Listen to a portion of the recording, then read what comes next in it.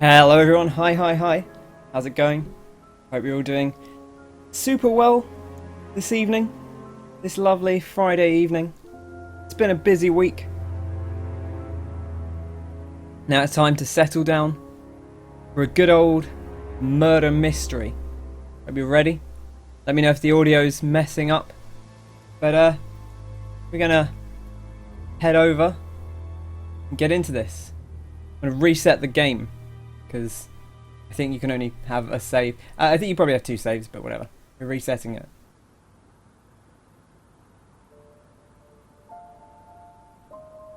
Okay, right. Welcome to Edenton Village. I'm going to play the intro, because Danny, you're going to miss the intro if you're not watching. Sorry. Right, I'm going to play the intro in just a sec. So if you haven't seen, this is Contradiction, Spot the Liar. It's like an FMV murder mystery. Super quirky. It's going to be a ton of fun. Help me in the chat, because I have played this. It's been a while, but I kind of know what I'm doing to some extent. We'll see. So if you see anything, if you spot any contradictions, it's basically finding contradictions. So if you play Phoenix right, listen to the statements, look for the contradictions, pick them out. If you notice any, yell them out in chat, and yeah, we'll have a good time. And we'll explore the wonders of Edenton Village and its inhabitants. And it's going to be joyful. So, let's watch the intro. In fact, what does case background info do? Oh, this is spoilers. We should watch the intro. Right, I'm going to play the intro. I'm going to type in chat. I'm gonna play the intro now, because it's probably useful to see that. So let's get going. Contradiction, spot the liar.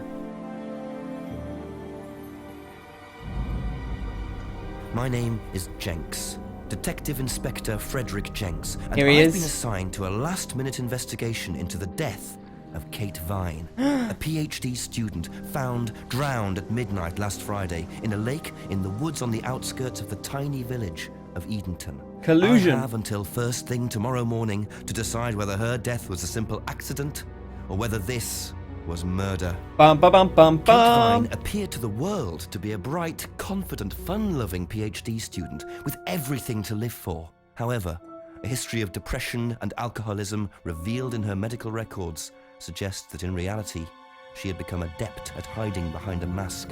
A lab report indicating a high level of alcohol in her blood, along with the late hour of her death and a lack of witnesses, makes a strong case that this was suicide. Suicide. The verdict overlooked some curious details. Why was her driving license found on the opposite side of the lake in which she drowned?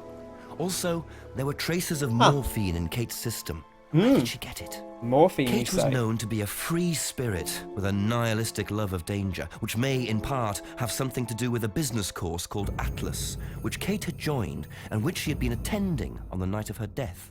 Based in a large, stately home on the outskirts of the village, the exclusive Atlas is run by father and son team, Paul and Ryan Rand.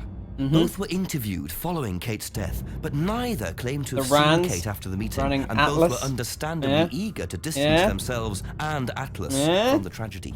This isn't the first time that Atlas has been investigated. Atlas and their questionable methods, which many have suggested border on mind control. Ryan is married to Rebecca, landlady of Edenton's village pub, the George and Dragon. As yet, she hasn't been interviewed, though it's likely Kate visited the pub on more than one occasion. One of Kate's friends was Emma Bowman, who lives at Eden Lodge on the road leading out of Edenton Village. Emma was also doing a PhD at the same university, but didn't attend Atlas. Interviewed after Kate's death, Emma seemed shocked and upset, insisting she hadn't seen Kate that night. However, it turned out her boyfriend had. Simon Thompson met Emma at university. Thompson. Look at this. After completing his degree around Jester. 18 months ago, he went to work at a shop in the neighbouring village. He started at the Atlas course a few months ago. Simon insisted that he didn't see Kate after the meeting, but the sergeant interviewing him noted he seemed oddly unmoved by her death, which makes him the first person I want to see tonight. It's time for some Almost answers. like he's like a cold, dead robot. So, Simon is the first person we want to see tonight. We're here in Edenton. Let's read the case background info. Maybe a good place to start. The victim, Kate Vine, was a PhD student found drowned at midnight last Friday in a lake in the woods on the outskirts of the tiny village of Edenton. The lab report indicated a high level of alcohol in her blood at the time of death, along with traces of morphine. The alcohol is consistent with her medical records, which reveal a history of depression and alcoholism. However, the origin of the morphine remains a mystery. We've got Atlas here, Paul, and Ryan Rand, I think. I don't remember which way around they are, actually. I think this is Paul Rand, and this is Ryan. Yeah, Paul is the father. Classic British actor, Paul Darrow. Both interviewed following Kate's death, but are eager to distance Atlas from the tragedy. We got Rebecca, the wife of Ryan Rand. And here we are, Simon and Emma. He looks like a sort of a cross between me and Benedict Cumberbatch, like some kind of horrible experiment gone wrong. Benedict's Cumberbatch. And we got Emma, who is the waifu of the game, I suppose. It's pretty cool. And yeah, we're here in Edenton. So we've arrived at the village centre. It's Friday. It's after 5 PM. This is basically, we're playing this in real time on the accurate day. This takes place pretty much over the course of an evening, if I remember correctly. So it's pretty much going to be almost live the way we're playing it. So we've got options here. We could go ahead to the pub, go right up North Lane, go left down West Street. And we've got a map here. Whip up the map. And here's the places we can go to. So you can have a look at... this is the small village of Edenton, which I believe is filmed in Great Budworth or something in England. So we've got Abbey Farm down here. There's a phone box if we need to contact the chief. The post office is down here. Here's Paul and Ryan Rand's house, which is a bit weird. I guess he still lives with his father. But it's a small village, you know. There's not many houses around. Rebecca's pub, presumably the centrepiece of Edenton. We've got the village hall up here on North Road. We've got Wood Lane with Eden Lodge, where Simon and Emma live. We've got Rosenbaum Lake, where the body was found. And there's some woodland going through here, and it leads to the Rosenbaum Estate, home of the mysterious Atlas. Okay, so where do we start our investigation? Now the chat's probably going to be a tiny bit behind me, I guess. Hopefully not too behind me, but we'll see. I guess we want to see Simon first. That's what they said. So maybe we should start, you know, by seeing Simon. In fact, you know what? See if we can get a drink first. Let's start things off on the right foot. Okay. The pub is closed at 5 PM on a Friday, which, again, is a small village. But, come on, everyone's out of work. Everyone wants a beer at 5 PM on a Friday.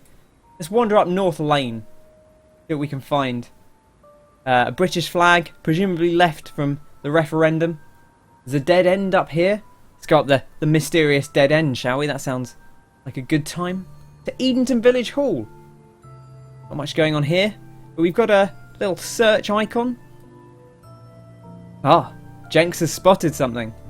Always nice to randomly find a key on the floor. Well, there you go, a key. Just keep that, Jenks. I'm sure it's fine. Is there more?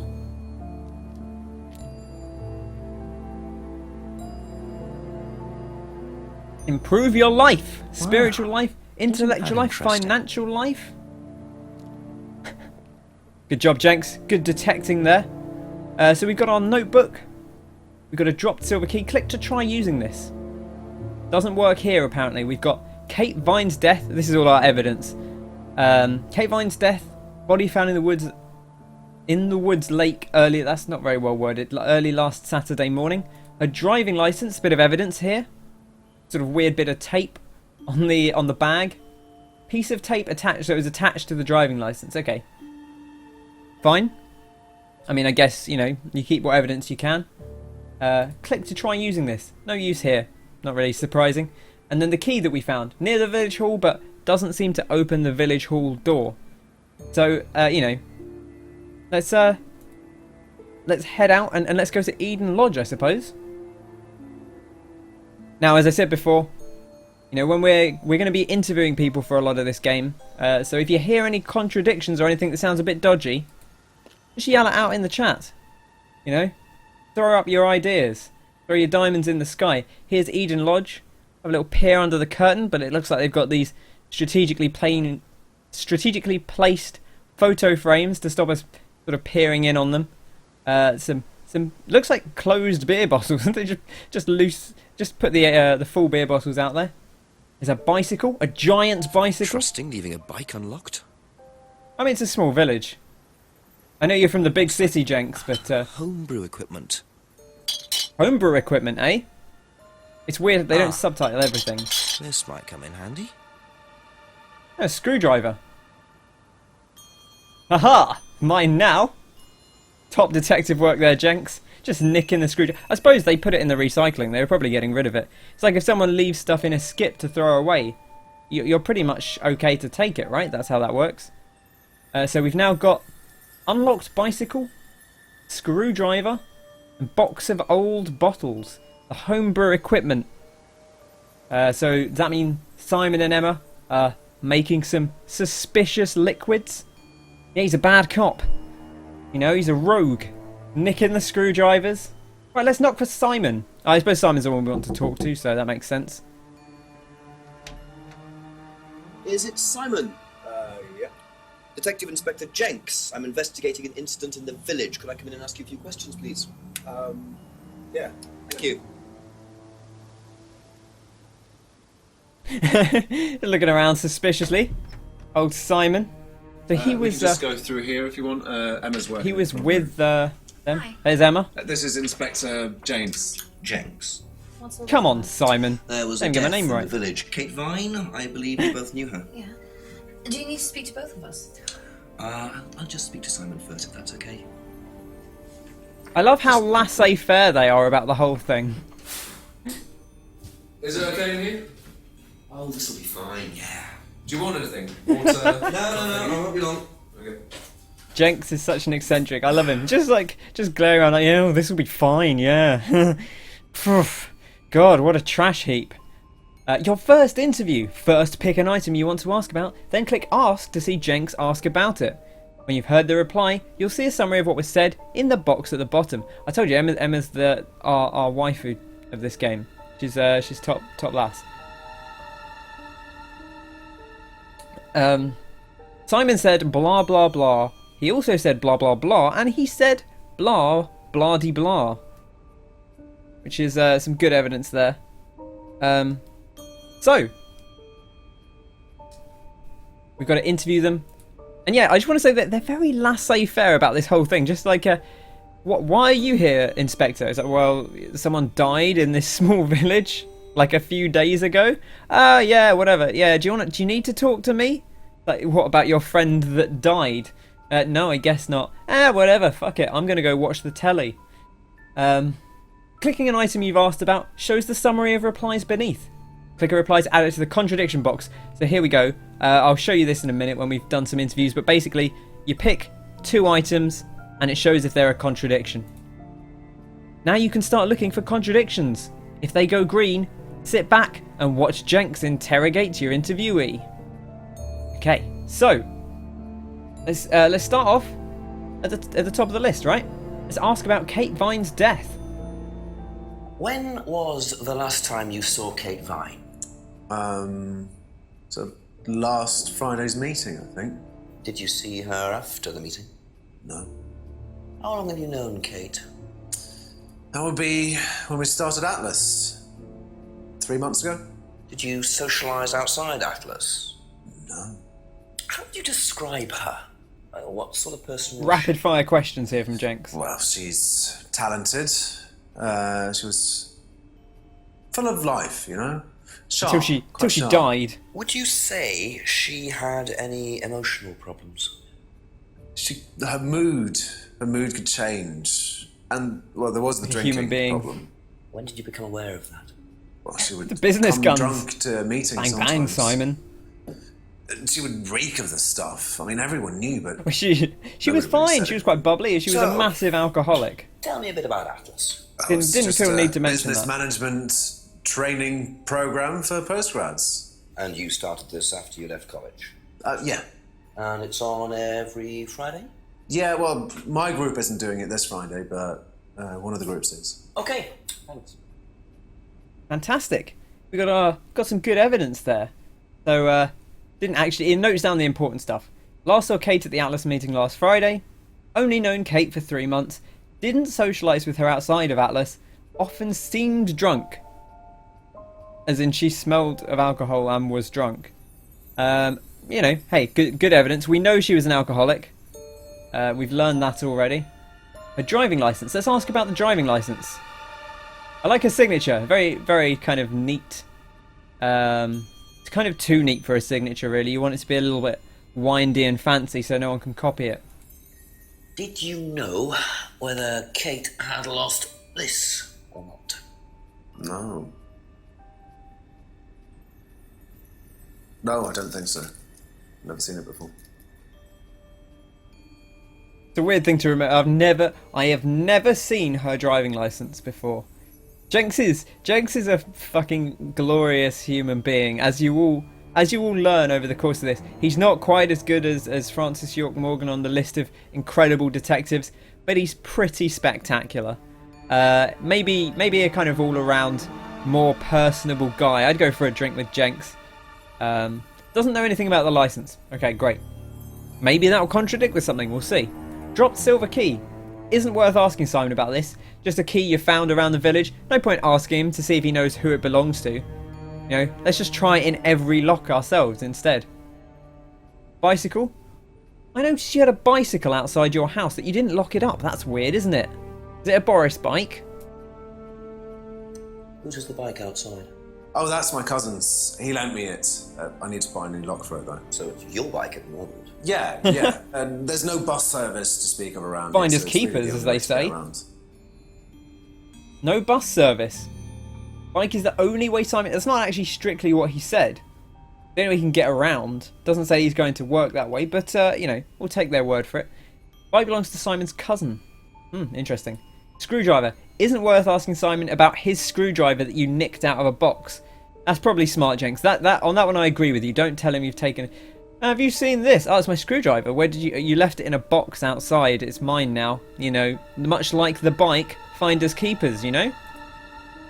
Should be more careful. Let's ask him about the box of bottles. I noticed a lot of bottles outside. Are they yours? Yeah, I make homebrew. For yourself? Well, no, I give it out to my friends and stuff. I tried selling it at first, but I didn't have any takers. Except for James over at Isn't that Farmhouse. illegal? Don't you have to have a license to sell I alcohol? used to trade it to him for herbs and stuff. Do you see James a lot? No, not Herbs. really. Herbs and stuff. Used to trade it for herbs and stuff. Huh. Fire up that lappy, Connor. Get it up there. Okay, we can visit Emma. But should we see if there's any... So now we've got some statements. You can do stuff like we could say, well, he's only known Kate for 3 months, but we know that the bike belongs to Simon's cousin, and obviously that's not a contradiction, so it doesn't go green. But if it were a contradiction, it would go green. Doesn't seem like we have anything too much yet. Told Jenks about his homebrew. Oh, so now we have Simon's homebrew as evidence. Doesn't see James very often. We don't know who James is yet. Perhaps we'll come across James later.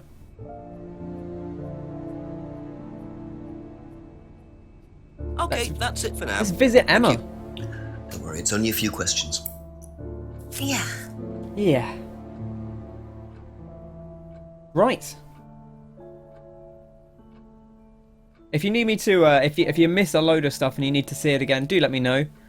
You know, if you particularly want to rewatch a certain answer, just let me know, and we'll do that, because the more people that see it, the better, really, because then we can kind of discuss it together, rather than... Most of the time, at least in the early game, the contradictions are going to be close together. Like, it'll be something they tell you, like, pretty close to one another. But later in the game, there's going to be things that they said, you know, hours ago, that you've then got to call back to. So, you know, if you need to go back and... If you want to go back and look through some of the past evidence, then we can always do that. Just let me know in the chat. So, let's ask about Kate Vine's death. Let's go again from the top. Talk to Emma, see what she has to say about it. When was the last time you saw Kate Vine? It was last Thursday in the college library. I saw her and we chatted for a bit. She seemed her usual self. What was her usual self? Oh, just Kate being Kate. You know, a bit wild. Wild? What way wild? Oh, she just used to question everything, you know. Have arguments with the lecturers, things like that. What else? Kate had a drink problem. How noticeable was that?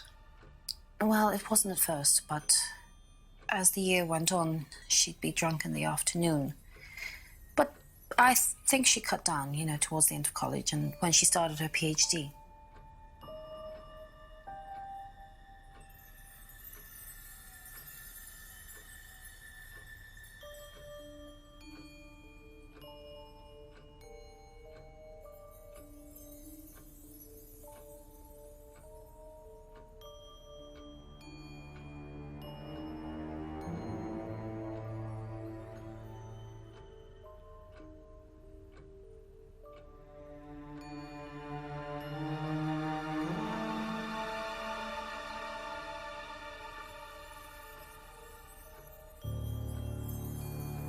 Did you know whether Kate had lost this or not? I don't know, but I don't think so. Okay.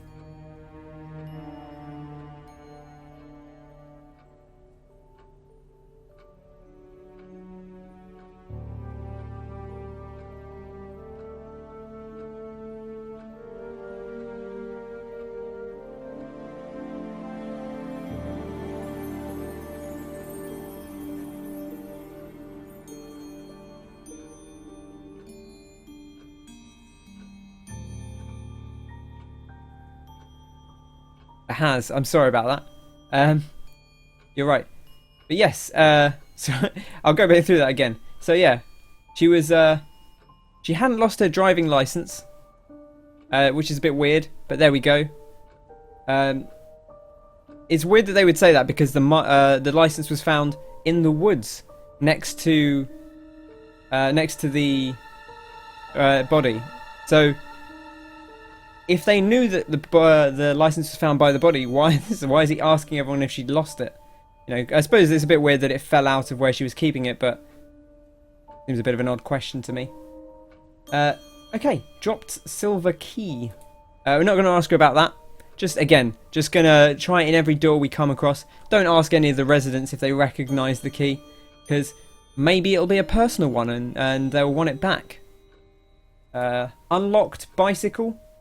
Haven't asked about that. Let's ask about the bicycle, which Simon said was his cousin's, and it's the only way he can get to work. Thank you. Probably be back later. Oh, damn it. I clicked the wrong button. I want to visit. I went back to Simon. Thank you. Let's go back to Emma. Back later. Probably be back later. Sorry for... Jenks is just wandering between the rooms. Okay. Let's ask about the unlocked bicycle. Whose is the bike outside? Oh, it's Simon's cousin's. He uses it to get to work. You know the lock's broken. Oh, I know. I keep telling him to fix it. Yeah, there we go. So, both of them aware that the lock is broken, but apparently not doing anything about it. You know, it's a small village. I don't imagine someone would steal a bike, but then I didn't imagine that someone would be murdered, and yet they were. So there we go. Screwdriver. Again, much like with Simon, don't let them know about the screwdriver. You know, hey, did you lose this screwdriver? Like, oh yeah, we did. We were wondering where it was. Well, it was in a box outside, but it's mine now. Much like Simon and his cousin's bicycle. Once it's been given to you, it's all yours. No one can take it back from you. I'm a detective. That's the law. Let's ask about the box of bottles. What's the stack of bottles outside? Oh, that's all Simon's stuff. You better ask him. I don't know. Well, it's homebrew. He told us it's homebrew. So let's ask about homebrew. Have you ever tried Simon's homebrew? Me? No. Is that a euphemism? Beer. I only drink wine. I can't stand spirits either. Doesn't like beer, only drinks wine, and hates spirits. Weird that they've grouped those two together, but not this one. Right, So that's kind of all we know right now. No obvious contradictions. Again, if you've seen some, shout them out. You know? But for now, doesn't seem like anything specific. That's all for the moment. Thank you. So we're going to leave them be. We're gonna go back and explore some more of the village. Just to knock on the window for Emma. Simon always answers the front door. Right, so this is a thing, and I appreciate that they do this because it is a bit of it's an easier, like, you don't have to click through Simon to get to Emma, but it's kind of weird that he like knocks on the window to get her attention so that he doesn't distract Simon. It's like, Emma, can I come in and talk to you? Don't tell Simon I'm here. A bit weird. A little bit weird. Later on, But I appreciate that they did that. It's just kind of weird that they frame it as him knocking on the window for her. Okay, so out we go. I like the little interstitials where you see him walking. Let's go into the woods, the scene of the crime. There's a path to the right, or we can go left into the woods. Right or left into the woods. Let's go into the woods for now. We could go to the jetty. We could go back to the junction. Or left further into the woods. Let's go to the jetty because that's probably a dead end. It is. Look at this. Here's the lake. Like people wandering around over there. That's kind of suspicious. Can't click on them though. But there's a search. Looks like a piece of jewellery there. Stuck between the boards. Well and truly wedged in. Huh. If only we had something to help us get the bit of jewellery out. You know? Maybe if we had an item that might let us get a bit of jewellery out. You know, something that can act as a lever maybe. You know? Like a screwdriver. No, Jenks, the screwdriver. I wasn't quite sure what he was getting out there. Interesting. I thought for a little bit suspect. Obviously not very well. The forensics are rubbish, right? They found the license. They didn't find this bit of evidence. Jabroniing, like in a pier. Just, it wasn't well hidden. What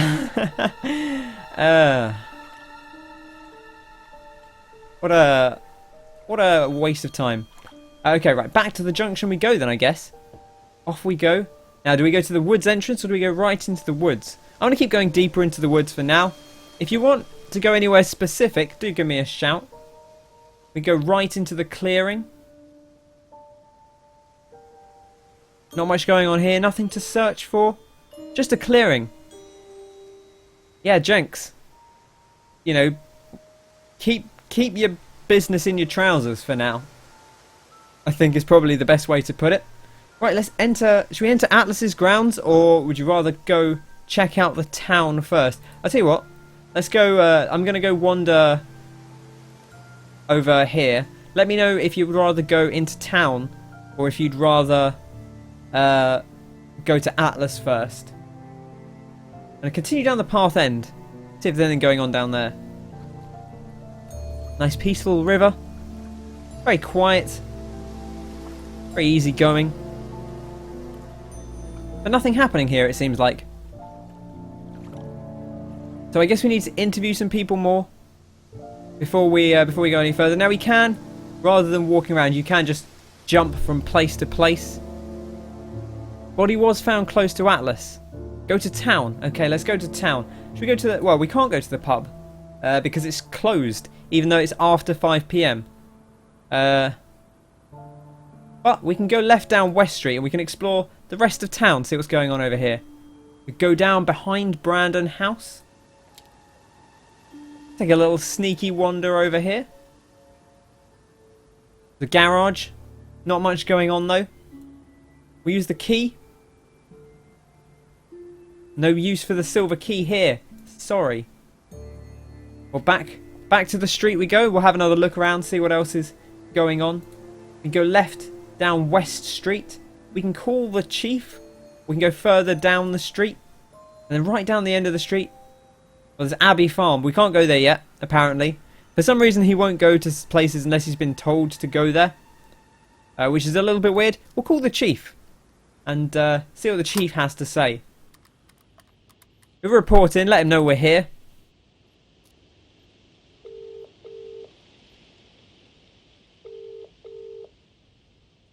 Come on, Chief. Pick up. No? Chief! Chief! Chief! What a waste of time. God, we come down here, out of our way to do a detective. To do a detective. The secret name is to do a detective. And nothing. Go ahead to the pub, still can't get in. I mean, there's not much else here then, is there? I suppose we could go to Atlas, see if anything's going on over there. Let's bop over there. Enter the Atlas building. Oh, it's locked. Have to come back later, I think. Oh no, locked with a chain. Will you have a key? Give it a try. Doesn't work. Disappointingly. Well, doesn't really leave us with too many options, does it? You know what? I think we're going to have to go back to Simon and Emma. I think there's probably something we're missing here. Go talk to Simon. More things, please. It's after 5. He's home drinking a scotch. The Chief's gone home. He probably should have gone home, to be honest.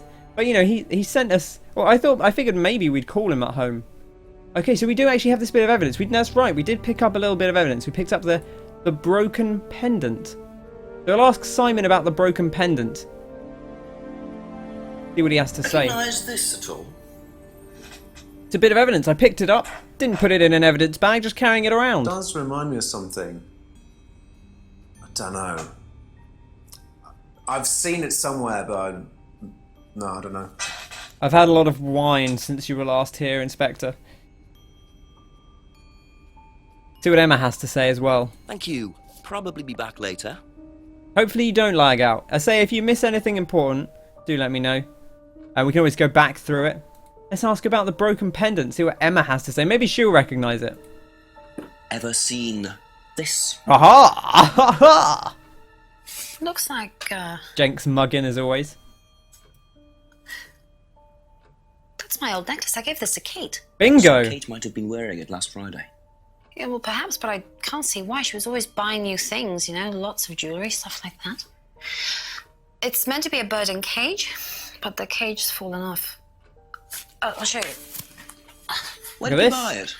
it? I didn't. Some wanted present. Secret admirer. Not so secret. I see. That's how Not it should so have looked. secret admirer. It's called a freedom necklace. Do you mind if I keep this? No, not at all. It's just a leaflet for So a the necklace I didn't did even belong want. to Kate. Interesting. I'm starting to wish It's I'd like a brought business spare card. evidence bag. Who has a business card for a necklace?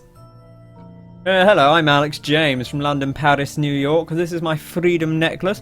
Do give me a call. Buzz, there's contact details on the back. If you'd like to purchase a necklace from me, Alex James of London, Paris and New York. You know. So we've got a bit of evidence here. The freedom necklace card. We can visit That's Simon. it for the time being. Thank See you. if he has anything to say about the freedom necklace card. Maybe he'll know about it once we tell him. Because obviously we only had the bird bit. Maybe with the whole thing he'll recognise it and say, oh, yeah, I recognise that necklace. You know what this is? It's a business Yeah. card. Yeah, I think Emma had one like it. Actually, you know what? Kate had one. I remember because I asked her about it one night when we were all out drinking in college. I was probably pretty drunk. That's what college is Like all I about. am now. I'm very drunk right now. Okay. So, he knows that Kate wore the necklace at college. Okay, so that seems to be all we've got for now. So there's got to be something here. You know, there's no more evidence that we could find. So there's got to be something here in the contradiction. So let's look through the evidence and let me know if anything crops up. So we know that Simon last saw Kate at the Atlas meeting last Friday. He'd only known her for 3 months. Didn't socialise with her outside Atlas. And she often seemed drunk while she was there. You got Emma that necklace. You're the unwanted admirer. That doesn't really surprise me, to be honest. The driving licence. Doesn't know anything about the driving licence, or so he says. The bike belongs to his cousin and it's the only way he can get to work. He makes homebrew. which he sold to James, although again I think that might be technically illegal to sell alcohol, but whatever. He traded it for herbs, apparently, which is definitely something legitimate. He doesn't see James very often, even though they live in a village with about 10 people. Simon's homebrew, told him about his homebrew, okay. He didn't recognise the pendant, but did recognise that Emma had a similar one and that Kate wore it when they were at college. Didn't socialise, went to pub. Huh. It's interesting, you're saying didn't socialise with Kate outside Atlas. And that she wore the necklace at college. That's not actually quite what they're looking for, but you are on the right lines there. So it's I think it's a way it's to do with the way they phrase the evidence. So you probably work it out. So I'm going to throw it in there as our first one. She wore the necklace at college. He saw her wearing a freedom necklace at college. But he said he'd only known her for 3 months. Ding, ding, ding. So how did you know Kate was wearing Good job, a freedom Connor. necklace 18 months ago? At college? Well, I knew Kate at college, but I didn't get to know her till we started Atlas. Right. So you didn't socialise with her Sexually. at college? No. And you didn't socialise with her outside of Atlas? No. You didn't see her outside Atlas at all? No. Come on, Simon. Not at all. Dong. There we go. 6 p.m. now. So Simon did know Kate at college, but why would he lie about that? Maybe he knows Kate better than he's willing to admit. 6 o'clock. I wonder if Rebecca's working in the pub tonight. So now it's 6 o'clock. Now it's after 6 o'clock. The pub may be open. And now apparently now it's after 6 o'clock. You can go behind the pub. Because that would have been weird if you went behind the pub before it was open. You know. So now we can go behind there and we can investigate. Should we do that first? Or should we go into the pub first? And I'll pull up the map. Simon is a bit wet. Yeah, you could say that. He's a bit of a weirdo, that one. I mean, I think everyone in this village is a little bit of a weirdo. And he's certainly... he's probably not the weirdest person we'll encounter. I'll say that much. But he weren't banging her, was he? I don't know, maybe. I mean, he said he didn't get to know her until they went to Atlas. So who knows what they get up to at Atlas? I mean, we don't know yet, but I imagine we'll find out. Go behind. Right, we're going to go behind. Always take the back way first. The Connor Wood motto. Just really suspiciously sneaking in here. He's not a detective. Nuke the village, yeah, probably safest. I'm not convinced this guy is actually a detective. Broken you know, window. he didn't have a Been chief. smashed by the Like he locals. Might have to called, ask about quote that. unquote, called the chief. Oh, I've just got to call the chief. Oh, he's not in. Oh, well, I'm just going to carry on snooping around the village if that's okay with you. Don't mind me. I've already... He's just thinking to himself, he's like, I've got a screwdriver, I've got this key. It's all coming up, Jenks. Fantastic. Do you want to enter the outbuilding? That seems like a contradiction right there. Ho ho! We're going in to the outbuilding. Oh, the door's padlocked. Well, guess we can't go in there then. No, come on. I'm not going to make you guess at that one. You know, I mean, you found the key. They left it there. Just go in. You know, why not? Bam, Travis knows. Silver key. Just sneak in there, you know. It's not like that's weird to just unlock some private property and go inside. Here we go. Let's have a look what we've got in here. We've got, you know, I guess some tea, some twinings at the back there. You know, pub stuff. There's like 10 tubs of butter. Yeah? 10 delicious... 11. There's one down there as well. 11 tubs of butter. That's definitely suspicious. Some of this blue kitchen roll. I haven't actually got any of this. My parents always had loads of it. It's quite good for wiping stuff up. Like, it's just like a mass cleaning thing. If you don't want to go through the kitchen towels, the fancy stuff. We got some cream cattle. I don't know. I can't read that from here. But we have got a search thing. So let's have a little search and see what we find. He is full-time crook, part-time cop, full-time petty theft, or petty thief, I guess is the word. Ah, you know, a cardboard Wonder whose face mask. this is. Rebecca's or Ryan's? That's definitely not weird also. Just hang on to this. And he's saying Rebecca or Ryan, obviously this is the back of the pub, which is owned by Rebecca and Ryan, so there we go, we got a nice new bit of evidence. The cardboard mask. Can't put it on here. But, you know, that's not suspect, really. Just a cardboard mask with some eye holes cut in. And, yeah, it's not great paper, but the point is that you use a lot of it. To be honest, I'm not convinced it's a good idea, but I think maybe it's like super recycled or something, so it's maybe not entirely environmentally unfriendly. I don't know what the banned word was, but don't say it again. There's this weird kind of crescent moon thing design. I like how you're asking him what the banned word was, even though you can't say it. Don't say it. Let's investigate behind the shelves. It just looks like junk, but it's too dark to tell. It's not really that dark, Jenks. Come on. Come on. You're better than that, Jenks. Right, apparently it's too dark to look behind there. So, I guess we'll need to find a torch. Let's padlock it up. Leave no evidence that you've been in there.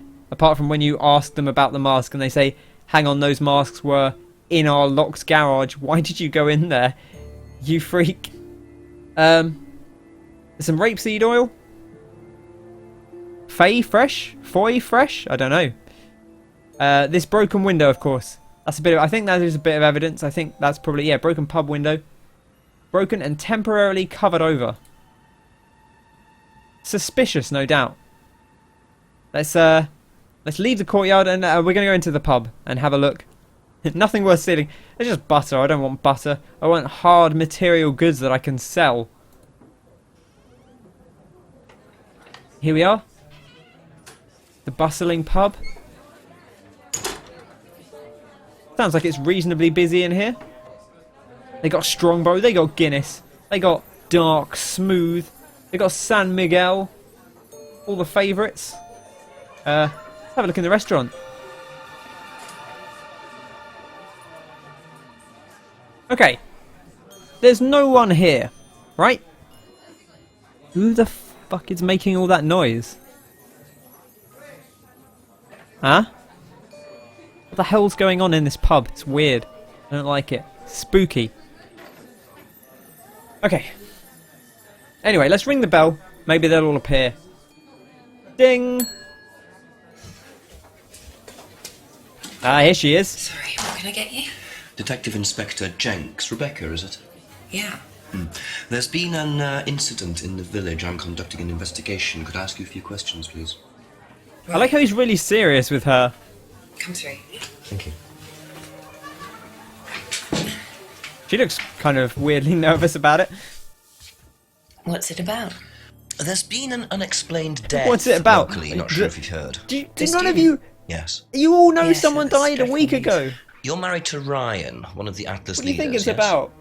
I suppose I am, yes. Well, I just suppose wanted I to am. ask a few She questions looks very happy about about Kate and Atlas, if that's okay. I don't know if I'll be able to answer any of them, but sure.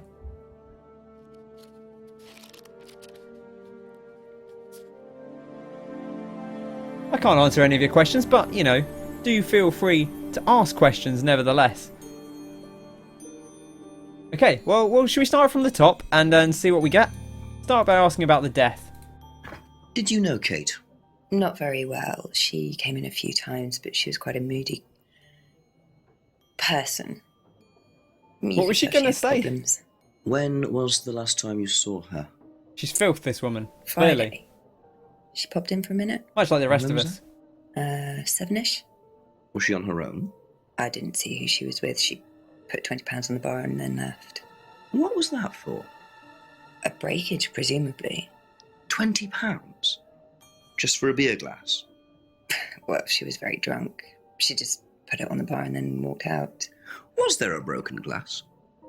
Not that I noticed. But she was a strange girl. There's a broken window. Come on. Come on. Don't be so dense. Doesn't know Kate very well. Last saw Kate in the pub. Approximately 7 p.m. Didn't see who she was with. Kate was very drunk. And gave her £20 for a breakage. Let's ask about the driving licence. Have you seen this before?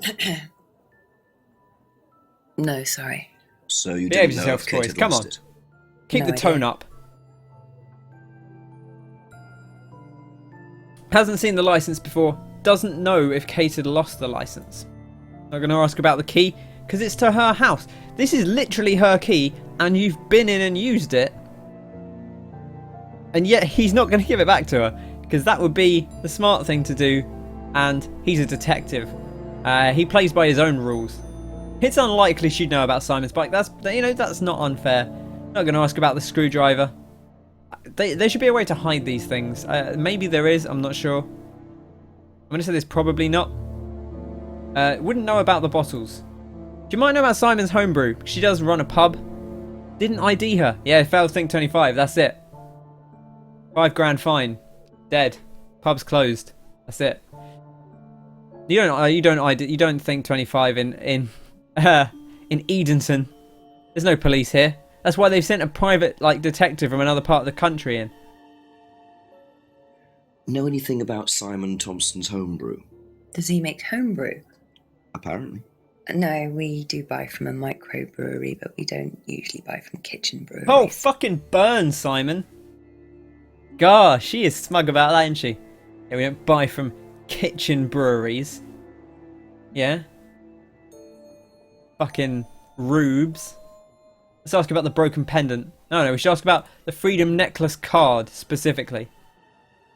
Do you recognise this? I've seen students wearing them. Has some sort of meaning, doesn't it? I forget what it is now. Seen anyone wearing one recently? Not that I can remember. I'd love if she was wearing one right now. I mean, it means freedom, right? That's the idea. We play that sick burn, the Simon's homebrew sick burn. Okay, we can watch Simon's homebrew sick burn again. Simon Thompson's homebrew. I love Does he this. make I love the homebrew? little smile she does here. It's like, hee hee. No, we do Homebrew? buy from a microbrewery, but we don't. He's usually so buy from fucking smug kitchen about this one. breweries. Oh, that's good. I like that. I can get behind that. We should ask about the broken pub window. How did the window get broken? How did the window get broken? I don't actually know. Someone said 2 girls were arguing outside. I found out after they'd gone. And when was this? Last Friday, just after we opened, about 6:30. I taped over it until I can get it fixed. We don't want people getting cut and suing us. Does that sort of thing happen a lot? Arguments? People suing you. No, not really. I'm quite strict when it comes to barring clients I don't think are suitable. Again, this village can't have more than about 20 people in it. If she's barring people from the pub on the regular, she's gonna have no clientele. Unless there's like a real thoroughfare through Edenton, which is possible, I suppose. Let's ask her about the weird cardboard mask that we found in her back storage room that we definitely didn't break into. Do you know what this is? Oh, you'll have to ask Ryan about that. So this is Ryan's. It's to do with one of Ryan's methods on the course. Go on. Well, masks allow you to play at being someone different for a while. Students find it quite liberating. So this would be for a student. I think that one's Ryan's, but students do wear them, yes. He liked the Assassin's Creed 2 trilogy a lot, and he really likes the bits where you go to the masquerade ball. So he thought, oh, that'll be fun. Let's make the students do that. Thinks the mask is Ryan's. Mask allows students to roleplay. Sexy. Okay. Any obvious contradictions we've had here? How about the broken pub window, huh? Broken during an argument between 2 girls outside. You don't want to play Battlefield 4. Come on. Come on. It's on PS4 as well. It's not even the good one. I'm going to ask about this. Because it seems pretty straightforward to me. But yeah, do shout stuff out if anything obvious is there. I'm going to go with these two, because that sounds to me like it could be a thing. It's not a thing. Weird. Maybe it's... I think that must be a thing, right? Doesn't know who broke the window. Maybe, let's try that. Gave her £20 for a breakage. There we go. Bam. So, you said Kate gave you £20 for a breakage, but you didn't have a breakage. That's correct. right. Do you think the payment could have been for the broken window? Could it have been Kate who was arguing? Well, I suppose it could have been, yeah. Could have been Kate, you're probably right, yeah. But you don't know who she was arguing with. No, I'm not sure. I'll ask around. Jenks just blew her fucking mind. She's She's like, oh my god, the window, of course. really should have worked that out. Oh, the now, window. Did. But why would she lie about that? I like how he's like, maybe she did work out that it was a thing, but why would she lie? Because you couldn't be so thick that you didn't work that one out. Come on. Come on. Rebecca, either not on top of her game or very on top of her game and doing something suspicious. We'll find out which it is later. Kate's argument. So we know that Kate was arguing with someone outside the pub last Friday night. Okay. Thank you. Probably be back later. Well, I guess maybe the next thing to do would be hop back to Simon and Emma's and have a chat with them. If you want to go somewhere after Simon and Emma's, let me know where you think we should go check next. Remember, time's moved forwards, so things will have changed. But knock for Simon first. On the door like a normal human being does. Okay, so we've got some new stuff. We've got the broken pub window. Do you know anything about a broken window at the pub? No, I don't really go to the pub very often. I'm not exactly a pub person. Not exactly pub person. She does seem quite smart. And you think even if you weren't particularly smart, you'd probably work out that immediately after a window is broken, someone gives you money, it's probably for the broken window. Especially if they say it's for a breakage. And I will point out, like, although £20 is too much for a beer glass, it's definitely not enough for a broken window being replaced. Because I know people who've broken windows and had them replaced and it did not cost them £20. Well, it's a small window, I suppose, but even just the handiwork of doing it is probably going to cost you more than that. Cardboard mask. He's an Atlas student. Maybe he knows about it. Have a look at this. Know anything about that? I haven't seen this one, but it looks a lot like an Atlas mask. We use them for some of the workshops and stuff. I mean, everyone goes to the pub occasionally. Well, you have to say something boastful or arrogant. You do it first without the mask, and then you say it with a mask. Surely you do it with the mask first. Pointers? Well, it's easier when you have the mask on, isn't it? People are not as afraid to be free about themselves, you know? What did you find out? I don't... Well, I'm not sure that works. That only works if you're... Oh, I'll let him finish first. A leaflet. Is the advert that was at my college. To be honest, I've learned more in 3 months at Atlas than I did in 3 years at business school. Can I keep that? Yeah, go for it. It's weird that he's kept it himself, given that he goes to the course already. As a conversational starter. Yeah, so the mask thing, right? If you wear a mask, you say a boastful thing, you're like, I'm really fucking handsome. Then you put the mask on, and you're like, I'm a sexy piece of meat right here. If you just put the mask on in the room with the same people, that doesn't work, right? The whole point of wearing the mask is to obscure your identity. So it's like a masquerade. You turn up wearing the mask and you can do fun, frivolous things because you've got this mask. People don't necessarily know who you are. If you just in a room with people and you put a mask on, they still know it's you. They still know that you're bragging. They still know that you're doing exactly the same thing. Why are you suddenly so much more confident? I don't know. Maybe that's just me, but that seems like a weird thing. We can ask about Kate's argument at the pub. Maybe he knows about it. Know anything about an argument at the pub last Friday? No, I didn't go to the pub last Friday. What did you do after the course? Just went home. Came here. Just came straight back. Doesn't know about the argument. Went straight home after Atlas last Friday. And he did say he didn't see Kate after the Atlas meeting.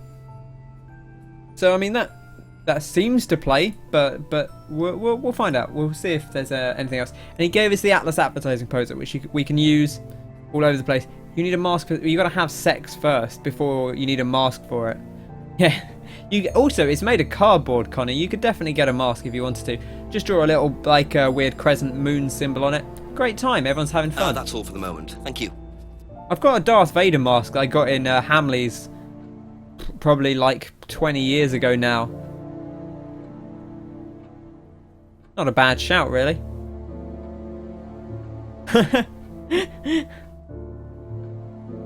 Yeah, that's a, I need a mask to hide my identity from this inanimate fleshlight. I love it, Travis. That's fantastic. Travis! I also love Connor shouting Travis. That's fantastic. Let's ask Emma about the broken pub window. Know anything about a broken window at the pub round the back? The pub, a broken window at the back. Yeah, I saw it was broken. When was that? I was in the pub on Monday with a college friend. That's a real politician's answer. It's like, you know about the broken window? It's like, yeah, I saw the window was broken. He's like, oh, did you? You saw the window was broken? Yeah, he's like, yes. I saw the window was broken on Monday. Not saying whether she saw it before that, but she definitely saw it on Monday. Let's ask her about the cardboard sex mask. Ever seen this before? I love his presentation. It's fantastic. Ever seen this Nope, before? I haven't, sorry. I think I'd have remembered it. Yeah, you probably. In fairness, you probably would. It's a bit weird. There's actually like a lot of detailing gone into this. Look, it's like it's really curved around the nose, and there's just kind of lips in it. Like I don't know how it's been made. Whether it's been like they moisten the cardboard and mold it. Was it Emma arguing with her? Maybe. I mean, she's friends with Kate, right? So let's ask about it. Did you hear about an argument Wave that pen, in the pub Jenks. last Friday? No, I wasn't there. You weren't in the village? No, I went home last Thursday night, actually, to see my parents. But you do visit the pub. Oh, yeah, I mean, I know Rebecca quite well. We all went there quite a bit after college. Quite a bit after college. Definitely wasn't suspicious. No, I went home last when was it? It was on Friday. Well, I went home on Thursday then. Yes, Thursday. That's when I went home. Let's ask about the Atlas advertising poster. What do you know about Atlas? I know that it's a business course. I went with Simon when he first went, but it wasn't really my thing. How often did you go? Just the once. And you decided it wasn't for you? Yeah, I'd been to something similar, so decided it wasn't for me. What's the similar thing? Easily the best business course I've ever taken. The Atlas 3 months intensive training course offers you the chance to learn practical, effective and highly sought after real world business skills recognised by some of the largest companies and industries in the world. Praise the sun, says this man here. They're all alcoholics. I mean, there's nothing in the village. The only form of entertainment in the village is a pub. And then there's some woods with a lake. And then there's the Atlas building. The Atlas building's a business course. So there's not really, not really a lot of options here. I know it's in advanced warfare. Huh. Oh, Atlas. Yeah. I do remember that now, actually. Okay. So, anything obvious here? Been to a similar course, went to an Atlas seminar with Simon. Have a little look at the evidence. Went home to see parents on Thursday night. Knows Rebecca quite well. Hasn't seen the mask. Visited the pub on Monday with a friend. I mean, that doesn't necessarily contradict because I guess, that's Monday, so whatever. Freedom necklace. Don't know much about that. She gave the necklace to Kate Kate bought lots of new jewellery.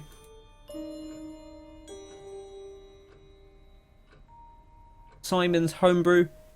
We know she doesn't like beer, only drinks wine and hates spirits.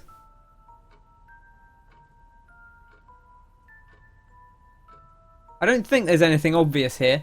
If you see anything, let me know. I didn't see Kate very often. Is there a thing about that? No, knew Rebecca quite well. Not necessarily that she knew Kate. Right. Be back later on, if that's okay. I mean, we have got a little bit more evidence. We got a bit off old Simon. We could have a wander into the woods. Should she have seen the mask? Did we not show her the mask? I thought we did. No, we did show her the mask. She said she was, I think, see your replies to this. Here we go. Emma's reply. Hasn't seen the mask before. No, not necessarily. I mean, she, as far as we know, she said she only went to Atlas once. And so maybe she wouldn't necessarily have seen the mask if they only use it at the seminars. Obviously, Rebecca knew what it was because she's the wife of the guy who runs the course. So, should we go back into the woods? Or we could go and ask Rebecca about what's going on. I want to wander through the woods. See if anything's going on here. Wander along here. Oh. Hello.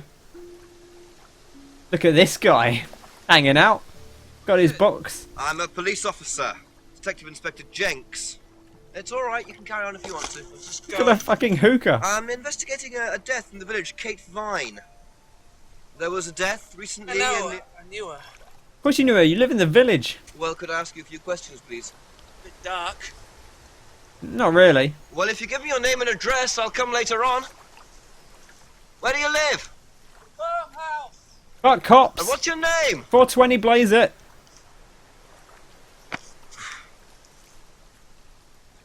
Maybe Atlas is open now. It's true. Maybe should we go and see out if Atlas is open? That was a fun encounter. With the Weed Lord, 420. Let's wander through the woods. We could check the clearing as well. See if anything's going on over here. Nope, still all quiet in the clearing.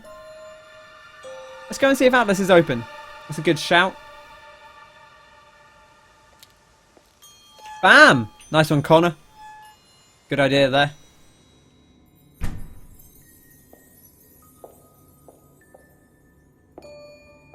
We're in. Telephone. An atrium. Seems like the only option for now is to go into the atrium, so. Ryan was interviewed in the lounge, according to the report. That must be his office. It's weird that they have these things on. They don't. If this building's owned by Atlas, why are they listed as a lounge and reading room and not? Why is this not just listed as like his office? You know. Do we want to try the lounge door? Or do we want to try the door on the right? Travis, behave yourself. Come on. Come on. We're all having a good time here. Okay, so which door are we going to try? We could go into the lounge. We could go into the reading room. Maybe we could find some suspicious information about Atlas, perhaps. Big hearts, big love. If you don't pick soon, I know there's. I'm allowing for the lag, but otherwise I'm going to pick one. Left, right, left, right, left, right, left. He's not wrong. He's not wrong, Travis.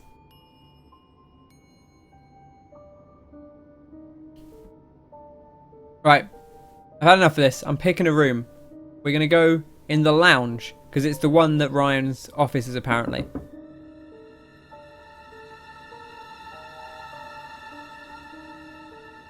No response. Just walk straight into this one.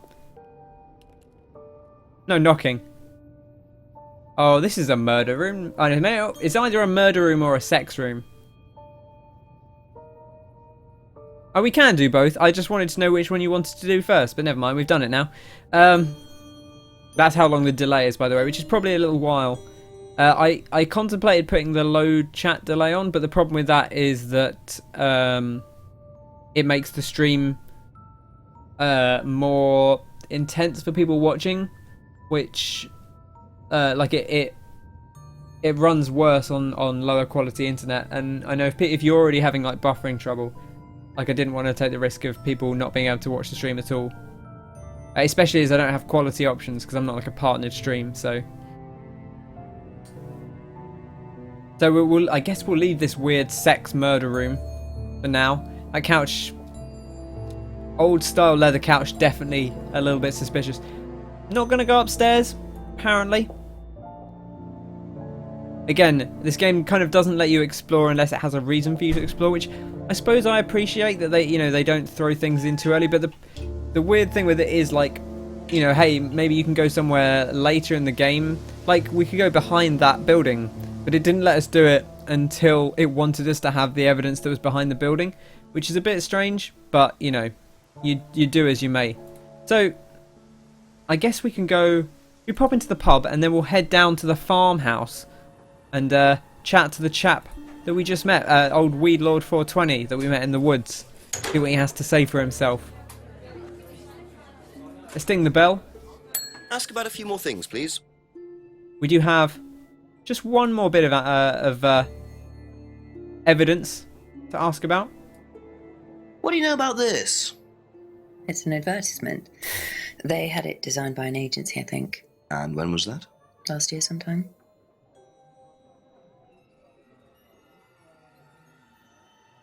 Okay, so not very much new there, particularly. And I think we've kind of gotten evidence from her for now, because we've got the evidence we got from her was about the broken window and about the argument.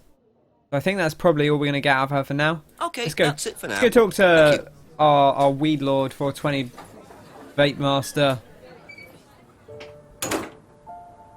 This is James, I believe. Maybe I shouldn't have spoiled that. Anyway, it's James. We're going to meet James, who you remember that Simon said he traded tea with for herbs. Quote unquote, herbs. According to the map, Abbey Farm is across the road there. Let's wander over there. We could ring the doorbell, or we could take the same approach as we did with the pub and just explore around his house first. See if we can find any incriminating evidence. We could. He's got tractors. I suppose it is a farmhouse. Not too weird. Got some bags of cement or something, or maybe it's just seed. I'm quite sure. Have a look in the greenhouse. See what's in the greenhouse. Some mirrors. A little bit suspicious. Picture frames with black painted glass. Very interesting. I don't think the glass is painted black. I think it's like the picture's painted black. But new evidence. Oh, they haven't got a picture of it. But photo frames with their glass painted black were seen in the greenhouse at the farm. Okay. Weed! Man, if there was weed in the greenhouse, gosh, that would have been quite the find, wouldn't it? I'm going to save the game. I haven't saved the game yet. Boom. Using cloud storage as well. What about that? And also, you can see there, progress 7%. No phone calls, no cheats. The phone calls are kind of like sort of hints, and the cheats will they'll just say, hey, go ask the person about this thing. Whereas the hint will say something like, oh, maybe you should interview Simon again. Which just means that Simon's got a contradiction, you've got to find it. Whereas I think the cheat will explicitly tell you, hey, Simon's not telling you this thing. I'm not saying that Simon's the thing we have to do now, I'm just, as an example. Let's ring the bell, let's talk to James. Please, ring the bell. Could I ask you a few more questions, please? Didn't take you long. Haven't got much time. Only got the rest of the evening. I like his Frankenstein monster shirt. Where do you want to sit? Oh, anywhere's fine. I didn't quite catch your name. James, sit there. Thank you, James. Here he is, here's James. I love Why are you asking me about Kate Vine? Routine. because she You know died. Simon, don't you? Thompson. Why? What did he say? That you all went to college together, you and Kate. Is that right? Might have done. Right. Good enough. If you saw my Game of the Year stuff, you'll know that there was a character in this game that was in the nominations for my Game of the Year.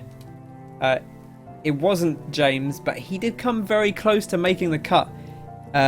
James and Jenks were both high rankers for the cut. They weren't the ones that make it. The guy who makes it is someone we won't see for a little while. So I'll let you sit on that one for now. But yeah, let's ask him about this stuff. Let's ask Mr. Weedlord about Kate Vine's death. Also, I love that he goes, where do you want to sit? As he's sitting down in one of the 2 chairs in the room. Passive aggressive. When was the last time you saw Kate Vine? Can't remember. How did you know her? Through Simon. His girlfriend was mates with her. Saw her around college a few times. Did you socialise with her much? Is there a college in this town or something? She wasn't my type. Is that the implication? You can. I mean, I presume he means she's not in the same social circles as me. Not I wasn't attracted to her, so I just refused to talk to her. Because that would be a bit weird. But then James seems a little bit weird. So maybe that is the thing. Did you know whether Kate had lost this or not? No idea.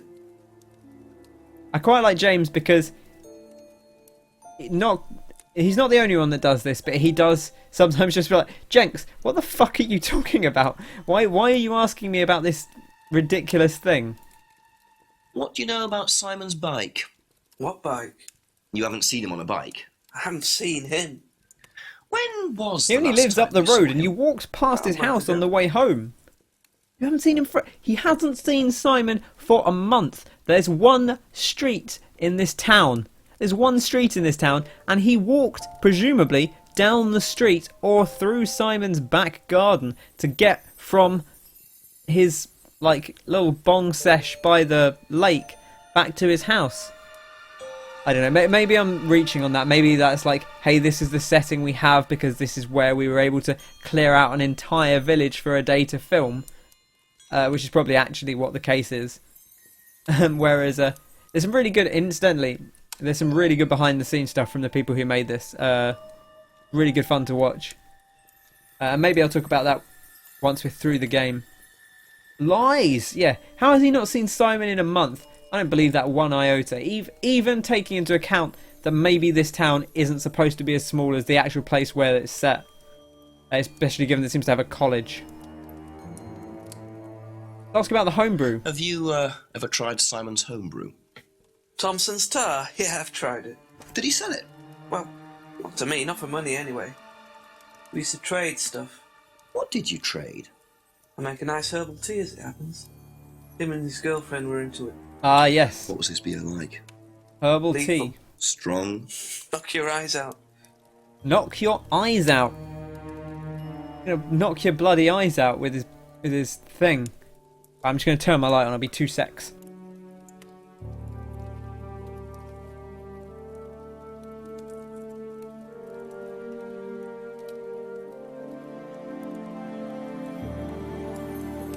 Alright, I'm back. A lot brighter in here now, which is nice.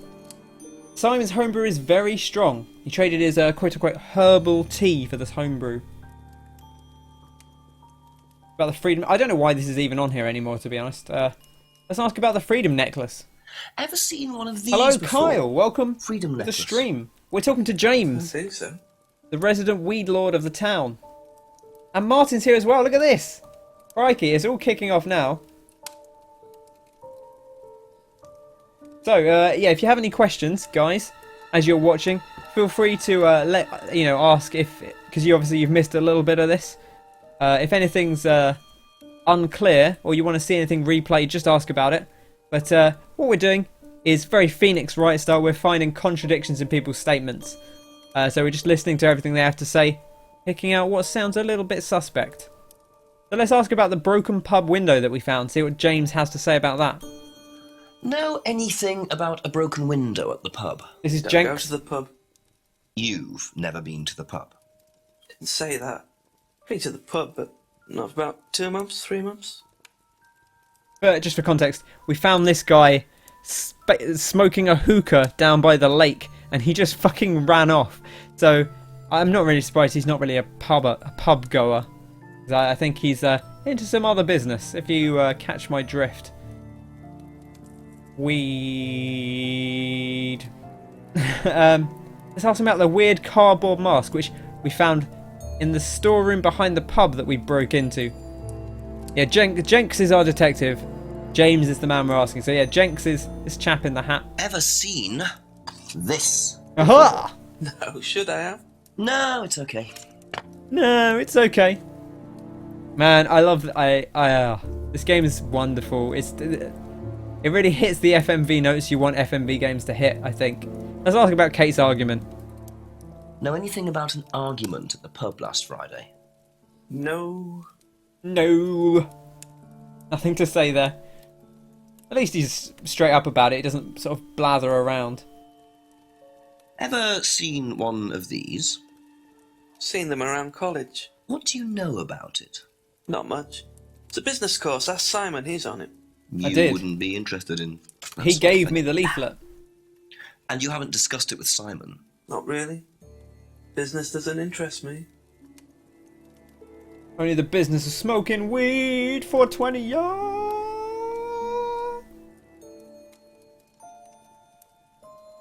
Now, what's all this stuff in the workshop? Paint and stencils and things like that? Just a little sideline of mine. Oh, you do picture framing? They're black mirrors. Scrying mirrors. You bloody idiot. Now, what's a scrying mirror? Show you one if you want. I think we're onto something here. Scrying goes back centuries. The ancient Persians did it. This country pagans still practice it. That's The amazing. fortune tellers pretend to do it. That's what the crystal ball's all about. It's all scrying. Mirrors just What one would you way say of if I doing it. showed you this? But what is Pulls out scrying? genitals. Depends who you are. People do it for Anyway, we're different listening about reasons. scrying. What sort of reasons? Exploring your mind, clearing your mind, communicating with the dead. Is that what you use them for, James? Communicating with the dead? Like Kate's You Vine. make them for other people these days. And there's a market for these, is there? Lots of people want to talk to the dead, even if they don't believe in it. Do you make a profit on them? I don't do it for the money. How very charitable of you. Can I keep this? Keep it. Thank you. Black mirrors and hookah pipes. I wonder what else James is into. Yeah, James. Right, so that's all we've got so far. Sells the mirrors, but doesn't make a profit. Only makes them for others. So, I'm not sure we found any obvious contradictions here, but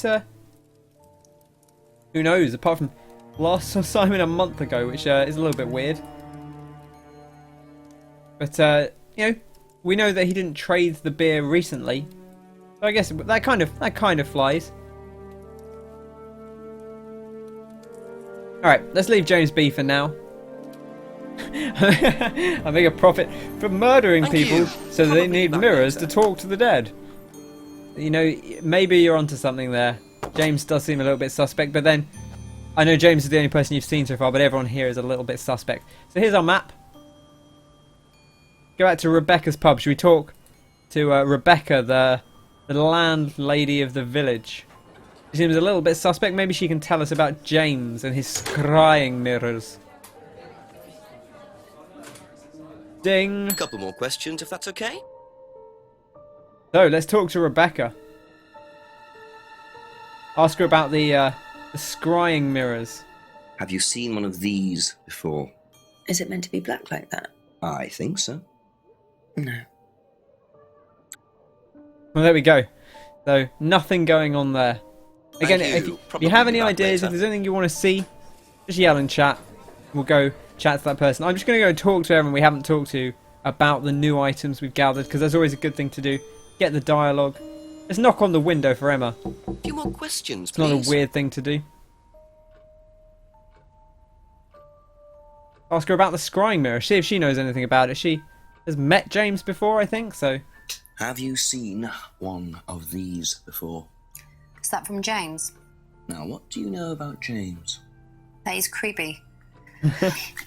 He was selling them last Friday at the market. There's a market every week type thing. And I usually go there for lunch. So you wouldn't buy one of these? No, I wouldn't. But Kate would. Was she into this sort of thing? No, I don't think so. No, but she would have bought a mirror. One, and I went round to her flat to try it out. You're meant to see ghosts or spirits or something. It doesn't work. How do you use it? You're just meant to stare into it. Shall I show you? Go ahead. Show me. Okay, so you just stare like this, and then you see. See what? Sorry. Sorry, I was just... Look, you're meant to see a ghost or something. Look, it doesn't work. Didn't work, so. Sorry, I just saw the image of my dead best friend and that I murdered. Okay, so she said that James was selling them last Friday, and she knew Kate had bought a mirror that says it doesn't work, which I'm inclined to believe her on that. Let's see what Simon has to say about it.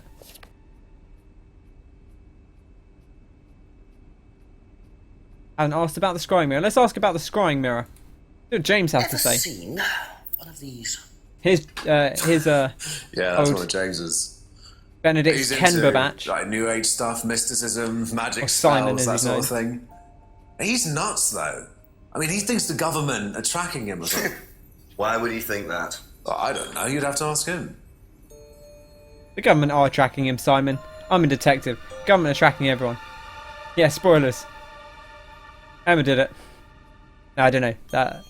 That's not a giveaway. Okay.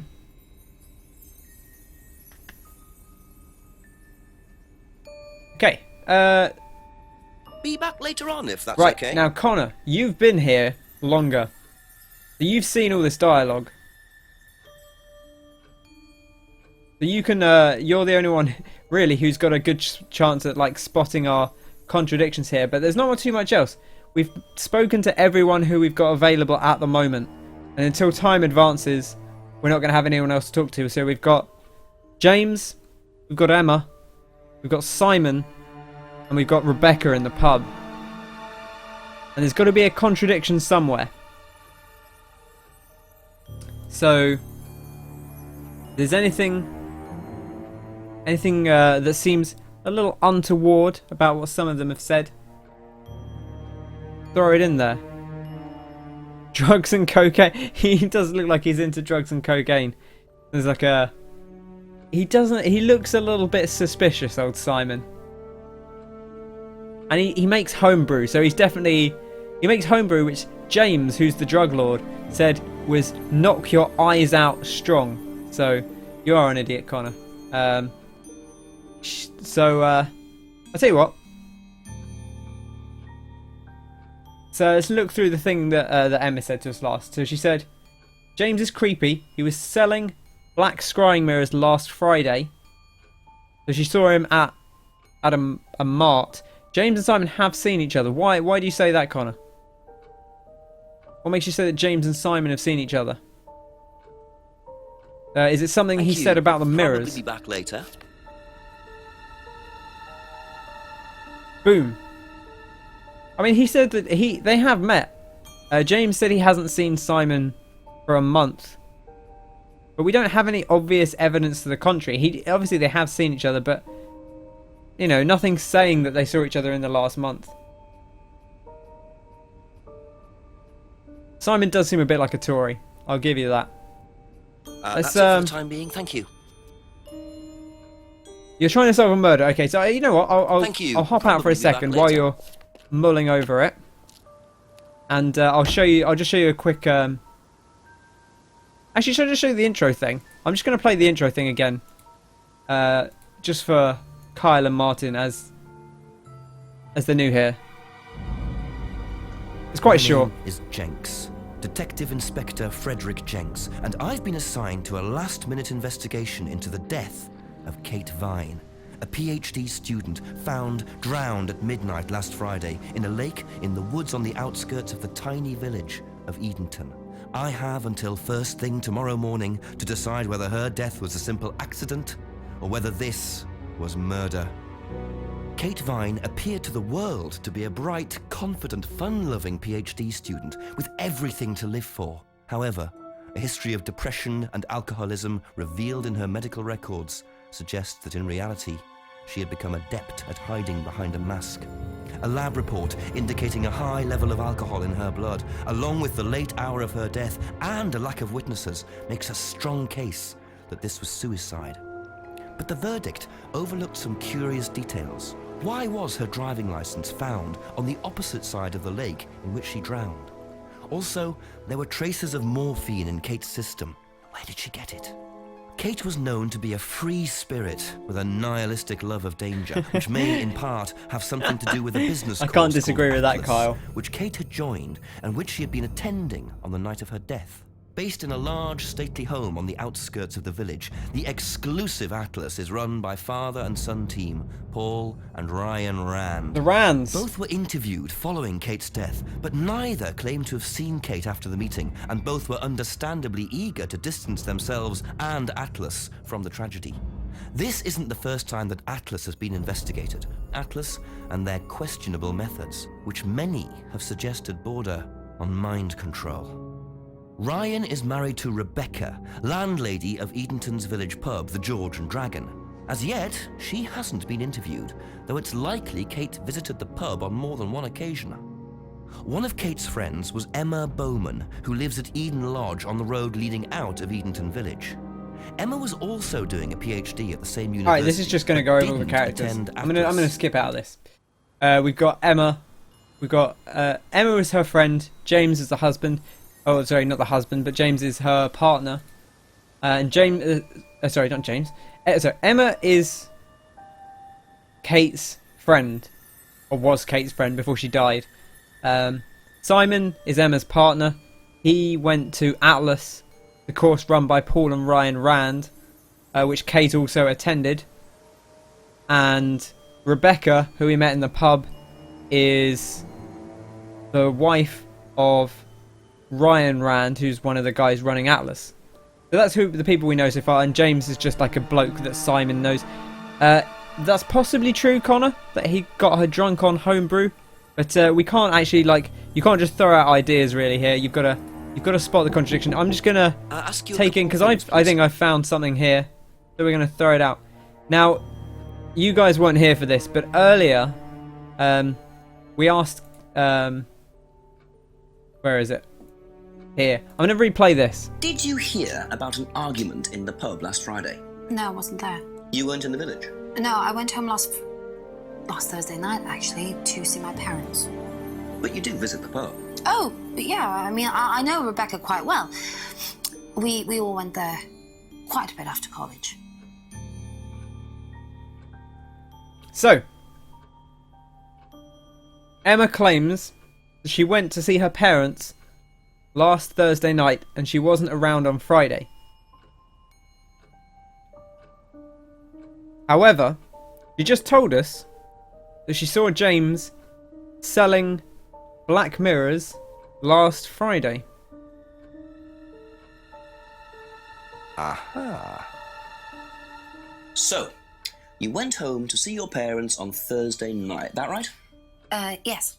But you said you saw James at the market on Friday.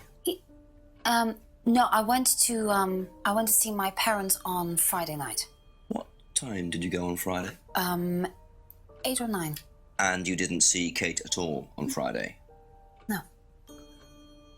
You're not a very good liar, Emma. Okay. I saw Kate. Where? At the pub we were arguing. Go on. What were you arguing about? I'd lent her £50 because she was desperate, and We were just arguing. It didn't really bother me. She just didn't have it. And Kate broke the window. Yes. She did things like that when she was angry. Smash things. Yes. So it was Emma arguing with Kate. But why didn't she want to admit it? In case it gave her a motive? Or something else? Okay. Now, we don't have too much new evidence. We've got a little bit more detail about the argument with Kate, however. I like your hypothesis, Martin, that they're just all involved. Literally all of them. Everyone's responsible. Simon got some drugs from James. He hooked up in the bar with Rebecca to spike the drinks. It's all just a cacophony of people causing trouble. So we have got a bit more evidence here. We've got they argued in the pub last Friday night, which we already knew the argument was on Friday. She lent money to Kate because Kate needed it. There's some new evidence there that Kate needed some money, so it was lent to her.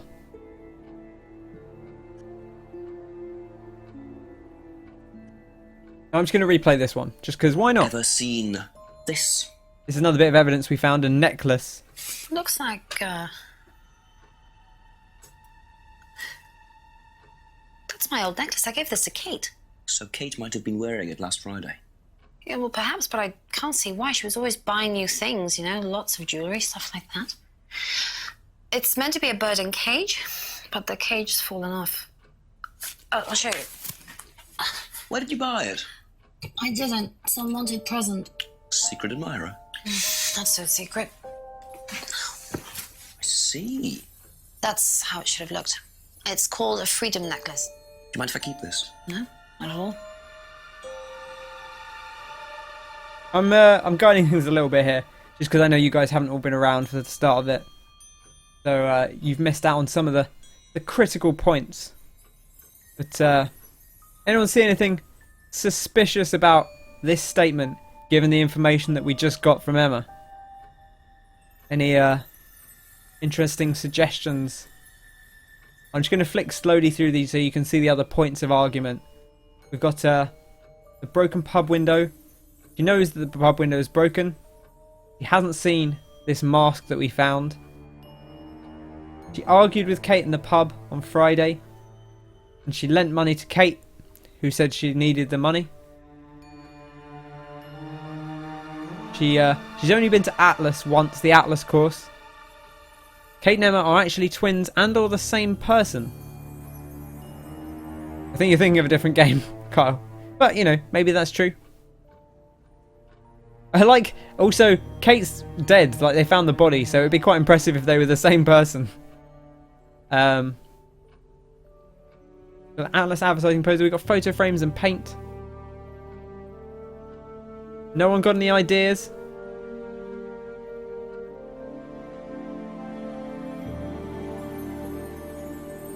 Alright, okay. I'm going to throw something out there for you. Where is it? Broken pendant.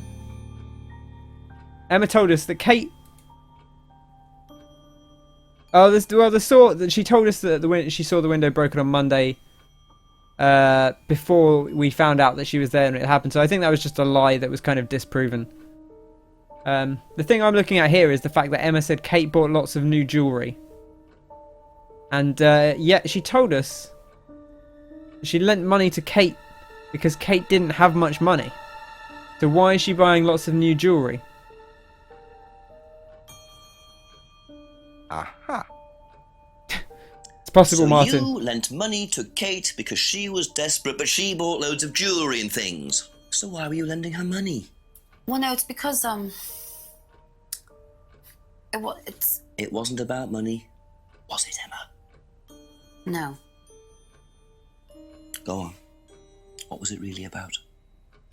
We were arguing because she was going to blackmail Ryan, the guy from Atlas, over an affair he was having and then tell his wife if he didn't give her the money. Ryan's affair with Kate? No, I don't know. I think he was having an affair with another student and Kate found out. And why were you involved? Because I didn't really agree with it. I didn't agree with what she was doing, even if he did have an affair. Were you friends with Ryan? No, I'd never met him. You just thought Kate was wrong? Yeah. Not sure about this. Emma's either on a moral crusade, or there's another reason she was worried about Kate blackmailing Ryan.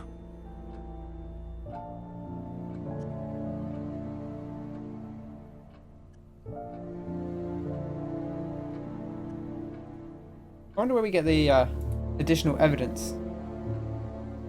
Okay, we do get it here. Okay, so we got that Kate wanted to blackmail Ryan over his affair. She tried to persuade Kate not to blackmail Ryan. Yeah. Also, Kyle, it's Ryan Rand and Paul Rand who ran Atlas. Yeah. Yeah. Yeah. I do like Martin's suggestion that Rebecca just killed Kate because he broke the windows. Actually, that's all it was. Would you? That's the. In fact, they have said that Atlas borders on mind control. So maybe you're onto something there, Martin. That could be where we're going. Who knows? Killed her for the Adam. She was the little sister. Bam! Breaking this case wide open. Okay, so he tried to persuade Kate not to blackmail Ryan, but Emma says she's never met Ryan. Now, she said she went to Atlas. She went to an Atlas seminar with Simon, but Ryan Rand is the guy running the seminars at Atlas. So if she went to a seminar, then she must have met him, right? Surely. Come on, Emma, you can't still be lying to us, can you? You said you went to an Atlas meeting with Simon. Yes. That's interesting, because I happen to know that Ryan is the main lecturer at Atlas. But you say you never met him. Why did you say you don't know him? Okay, I need to tell you something. I just need to make sure Simon doesn't find out. I won't be telling Simon anything he doesn't have to. Simon's like in the next room, by the way. Go on. He's just in the kitchen making drugs or homebrew or something. That happened was between Ryan and I. I was having the affair, and Kate knew. So Kate was blackmailing both of you? No, she didn't care about me. It was part of the course, you see, having to take all these risks. She thought it was funny to turn her back on Ryan. She thought I wouldn't care. But you did. Yes, I was already with Simon when Ryan and I, and I didn't want Simon finding out, and Kate thought that he wouldn't, but I didn't want her risking it. And then if Rebecca found out, then Simon would definitely have found out, and then it would have blown up, and it would have just been a big mess. And so you just argued and... Love a big mess. What? Big orgy in the village pub. And that was it. She just broke a window. She's like, oh, fuck this, I'm just going to break a window. Are you sure? Yes. I promise. Boom. 7 p.m. We've hit up on some evidence there. So, Ryan's a bit of Lothario, is he? I think it's time I met this Ryan Rand. Connor wishes he was Ryan. A bit of a Lothario, are you, Connor? Right, you know what? Kyle, you've not met Ryan Rand yet, but I wouldn't entirely rule that out. Like, that's not spoiling anything, but he seems like the kind of guy who might go for something like that. Let's pop into the pub, see what's happening. It's 7 p.m, things kicking off, right? Lots going on in the pub, having a good time, having a drink, having a little smoky smoke. Not inside the pub, obviously, that's now illegal. Still no one here. So I ask again, who's making all that noise? Who's chuckling and whispering, and where's all the banter coming from? Yeah, he's Ryan Randy, Martin. That's what they should call him. Let's talk to Rebecca. I don't think you've met Rebecca yet.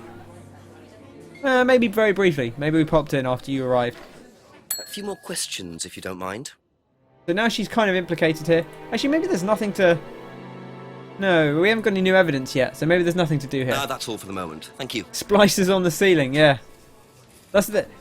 I really hope the reveal at the end is. Oh, I didn't mean to do this, but I'll save the game while we're here. I really hope the reveal at the end is that this whole town's underwater. It's like Bloodborne, like the Bloodborne DLC. It's like actually this whole place is underwater, and this is the Randian nightmare. So let's go up to the woods. We'll have a wander through the woods because you guys haven't seen much of the woods. Not too much going on here. Here's the jetty where we found the little pendant. Bit of evidence there. Looking out over the lake where Kate drowned. Keeping track of these names is hard work. Go right into this clearing, seeing if anything's happening. Uh-oh. Do you mind not defacing public property, please? What's it to you? Well, I'm a policeman. And that's supposed to make what difference exactly? Yeah, they're dogging. You do exactly what I tell you to do. Or what? Or you arrest me? No, I'll give you a fine this time. So, if I do something that you don't like, I have to give you some money. What happens if you do something that I don't like? You're going to give me some money? Look! He's a police. You're a policeman, Jenks. Discuss it at the moment. Sort this motherfucker out. Don't take his lip. Pathetic. Just arrest him. He's. I'm sure being rude to a policeman is a crime. Da da da da da. Metal. If that's not suspicious, I don't know what is. Brat. But why would he carve that? This into prize a tree? brat right Either here. He's a die-hard rock fan, or there's more to that symbol than meets the eye. Is he a die-hard rock fan, or is there more to that symbol than meets the eye? Frame him. Maybe he's the guy responsible. We don't know yet. What about the lady who was with him? She didn't say anything. She just on her phone. Just your average teen. Or like 20-something. Pathetic. I actually want that as a sound clip. I want that as my have that as my text noise. Right, let's we went into Atlas before, but no one was there. Let's see if Ryan's around now.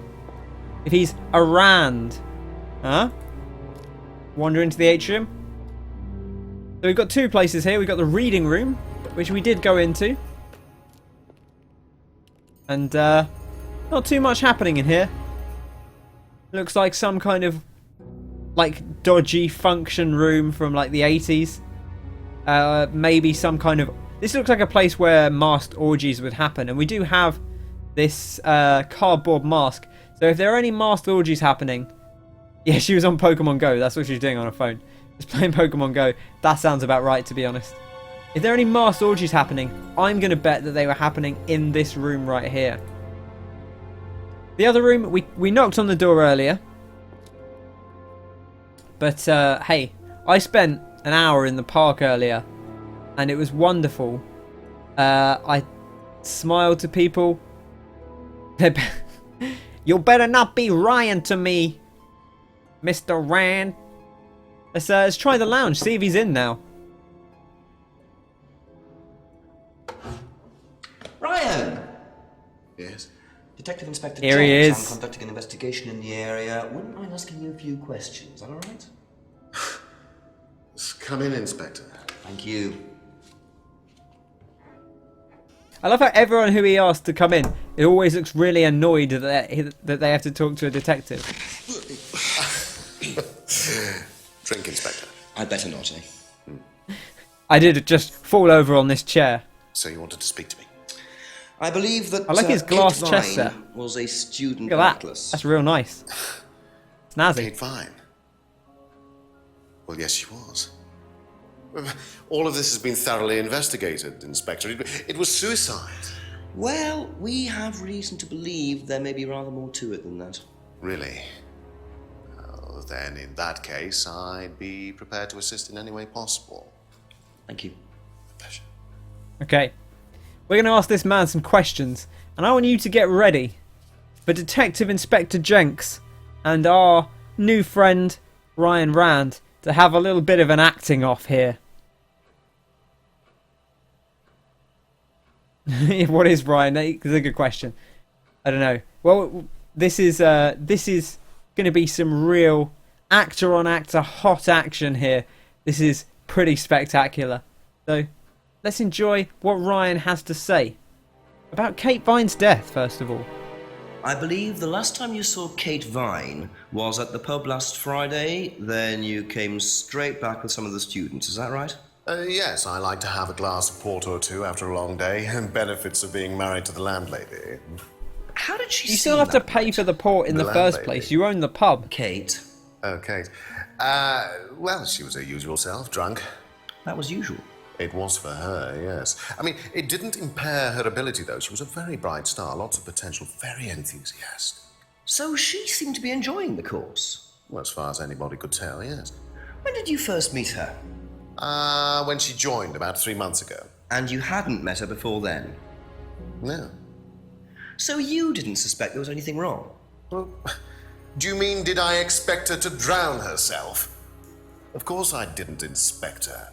It was quite a shock. Nobody expected that. I'm sorry, Connor. Ryan may not be the handsomest man in the room, but he's a powerful guy. He runs a big business organization. He's got that on his side. So let's ask about the driving license. Port. There's nothing wrong with a bit of port. I wouldn't be like I don't think I'd be like, oh, I have a glass or two of port every evening. The occasional port is all right. I don't even like red wine. Have you seen this before? Not that I recall. You don't know whether Kate had lost this or not? No, I've never seen it before, sorry.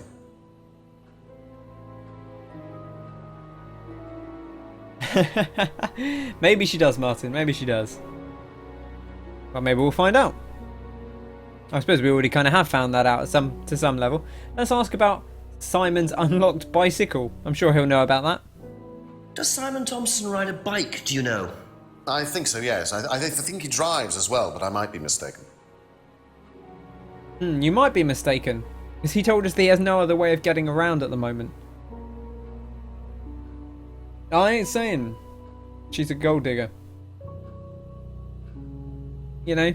Maybe she is, maybe she ain't. Box of old bottles, the homebrew, doesn't know about that. Doesn't know about this screwdriver which we nicked from Simon's house. Does he know about Simon's homebrew? I mean, so Simon does go to the course, so maybe he does know this. Yeah, maybe she's just into people who like pegging, Maybe that's it. It's hard, when you're a committed peggist, it's quite hard to find people to act as your peggee. So it's probably a good idea to just take what you can find. Have you tried Simon's homebrew? Does he make homebrew? No, I haven't had the pleasure, sorry.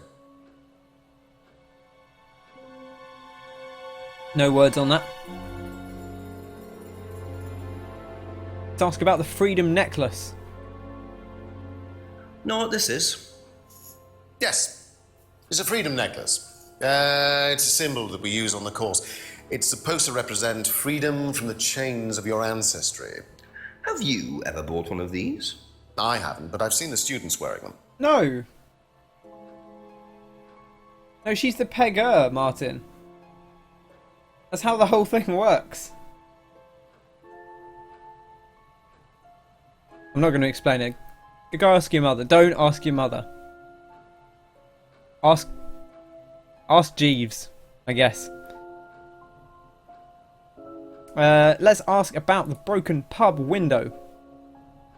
What do you know about the broken window at the back of the pub? Oh, Rebecca told me about it. I don't know how it got smashed, though.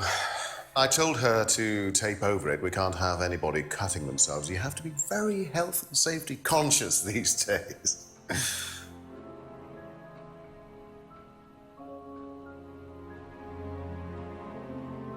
Cardboard mask. This acting's pretty spectacular.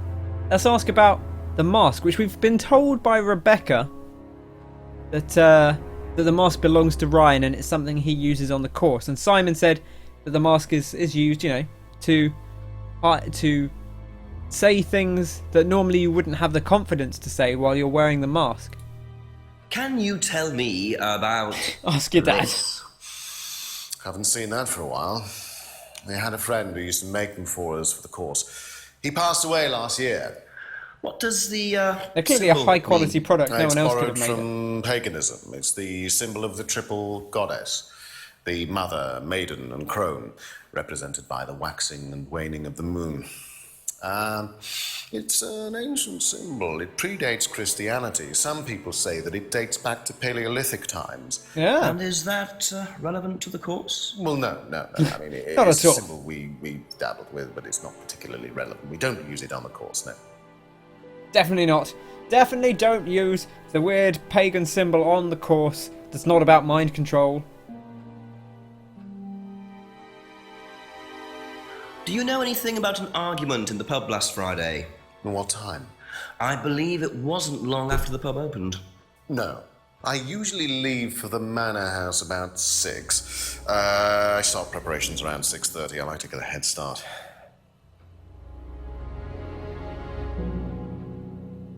There we go. He usually leaves at Atlas about 6 p.m. and starts preparations. We know the mask was like... That mask came from the moon. Thanks, Peter.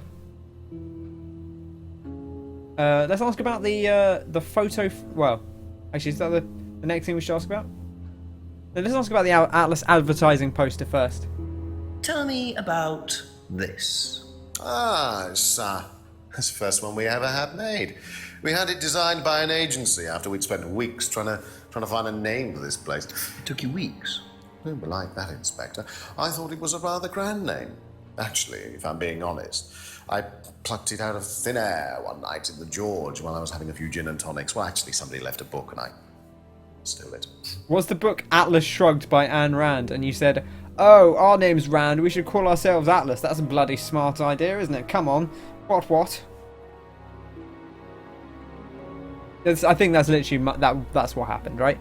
I'm going to presume that he picked the name randomly from a book he found.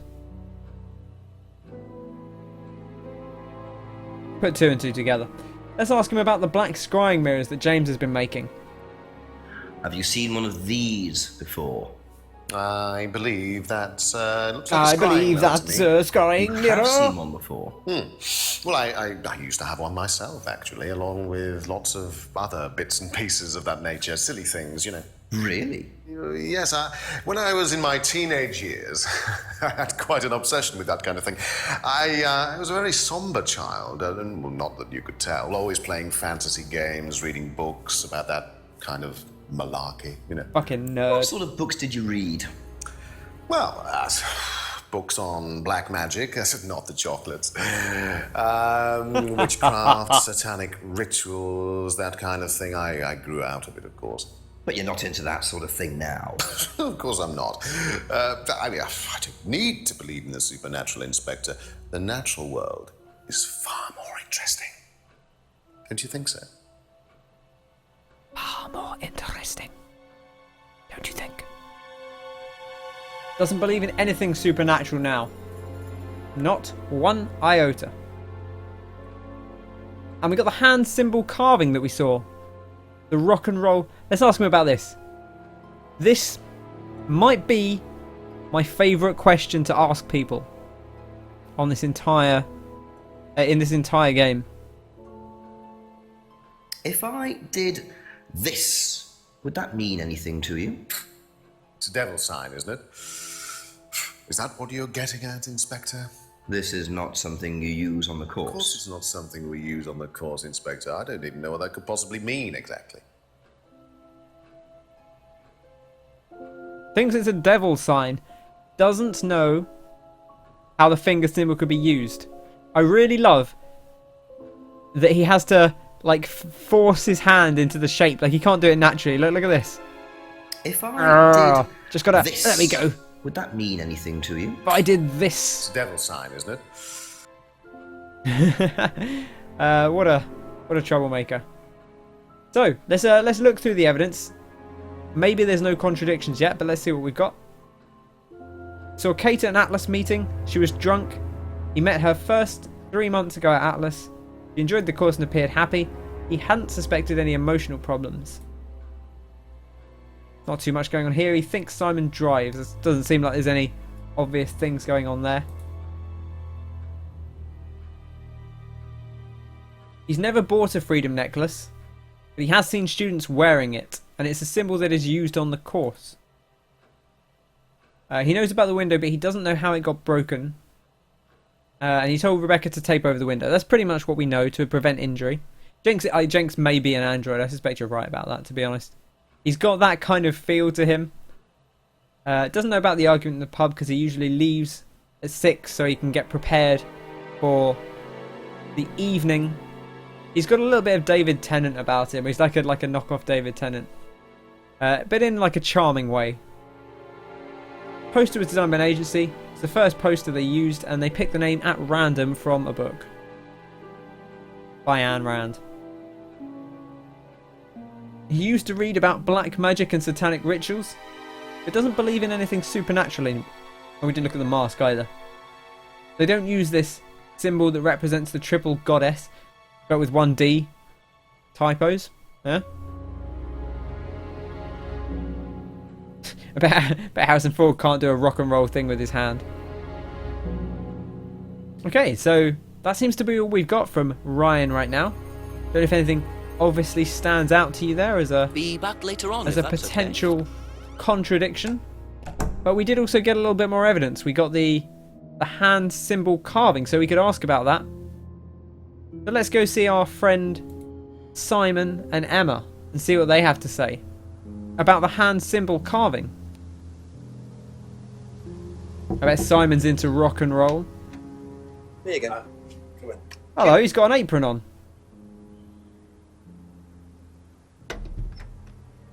Smells nice. What is that? Chili pork. Human bodies. You're a cook. Oh, no, I used to be more into it. No, I don't do it so much. Used to grow my own herbs and everything. Oh, here? No. At the farmhouse where I used to live? Oh, where was that? That's where James lives. Yeah, we used to share a house together. The farmer used to let us use a corner of his greenhouse to grow stuff. I didn't know you knew James that well. Well, didn't really get on. Where are the greenhouses? Well, it's just through the farmyard at the back. Interesting. Yeah, what are they up to? They're cooking meth in the greenhouses. Right, let's ask our boy about the hand symbol carving. You ready for this one? Yeah, they grew some herbs for cooking. If I did this, would that mean anything to you? Who did you see doing that? Someone in the woods, carving it into a tree. That was Kyle. I like who he is. Guy from the It's course, he's an it's idiot. fucking Kyle carving into I trees can't again. remember. Somewhere outside the village? Oh, we can't go outside the Three village. thing is something the students started doing. It's something from the course. The three freedoms. The what? The three freedoms? It's from the course. It's a phrase. Free to be free. Free yourself from the things that are holding you back, right? Things that stop you being successful. What are they? There's fear of failure, guilt, and doubting, a self-doubt. Yep, that's definitely how you count on your hand. Guilt ruins lives. It stops you looking forward. It serves no practical purpose. It's basically destructive. Right. Free to No be guilt. free. Not the most original slogan, but I wonder how far this freedom goes. Okay, so we've learned a little bit here about the Atlas phrase. Let's visit Emma. Let's see what she has to say. Thank you. Kyle's the hardest. You know, you're probably right. If this was Ross Kemp's Britain's Hardest. Is it Ross Kemp that did that? I can't remember. I think it was. He'd definitely know. Let's start with the hand symbol carving. If I did this, would it mean anything to you? No. Why? It's okay. Thanks. It's okay. Thanks. I want to play them again because that's one of my favourites. If I did, I did this, would it mean anything? Would it mean anything to you? No. Why? It's okay. Thanks. It's okay. Thanks. He's off his. He's had some of Simon's cooking, I think. Let's ask her about the free to be free. Do you know the phrase "free to be free"? I'm free Yeah. to be whatever I. It's an Atlas thing. It's an Oasis I thing. first heard it when I went with Simon. What did they say about it? They said that you shouldn't feel guilty if you do something wrong. I don't agree with that. No? No. No, I think you should feel guilty if you do something wrong. What did Simon think? I don't know, but I don't think he agreed with that either. I mean, he would seem very vehement about not feeling guilty. He was shouting about it a minute ago in the kitchen. Maybe you heard him. It's only next door. Huh. Thank you. Probably be back later. I think there's been some good interviews with him. I think he knows he looks ridiculous in this. But they've played it up really well. They've been, like, the actors in this have been really great about interacting with the community and the fans that have been watching. So it's good stuff. Like cheating, eh? Yeah, exactly, Connor. Like cheating on your husband with another, or on your partner, I guess, and they're not married. Cheating on your boyfriend with another man. Or murdering your best friend. Hum. Suspicious, for sure. Ask Rebecca about the hand symbol and the 3 freedoms. See what she has to say. This is kind of how it goes, like whenever you get new evidence. You pop it at everyone and you see what they have to say. A few more questions, if you don't mind. If I did this, would that mean anything to you? Why is it meant to mean something? No, it's okay. Doesn't recognise it at all. You think, like, you'd say, like, oh, it's like the rock and roll thing, right? Like, even if you don't know what it actually means, you'd just say, that's something that anyone would recognise, at least to some extent, presumably, right? Ever heard the phrase "free to be free"? Do you mean the Atlas thing? Yes, I have. Know what it means? It means being free of guilt. What do you think about I like that that's the one they You take mean, away. do There I are think 3 it's a bad things to be thing? free Do from. you? I mean, surely if you have done something wrong. Oh, but that's the point, Inspector. Most people spend their time feeling guilty over nothing, and that's not a good thing. Like murder. Thank you. Probably Nothing be else back from... later. Rebecca, use the rock fist when you jack me off. You know that's how I like it. Whip out the dildos. It's time. Let's see what James has to say about all this hot horse shit. Come on, James. Actually, you know what? We should pop back into the garden. See if we can find out what Simon was talking about. Because he talked about using the greenhouse. Simon mentioned another greenhouse on the in the back corner. Must be up the hill over there. It must be further up the hill. Let's go further up the hill. Ah, the large greenhouse. What's in the large greenhouse, Jenks? Aha! Suspicious plants. Everybody pegs. Peg City. Atlas! I love it.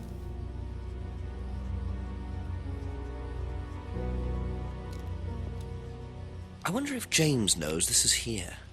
Don't know what it is, but be interesting to see what he says about it. Ah, a pack of suspicious leaves. I'll keep that.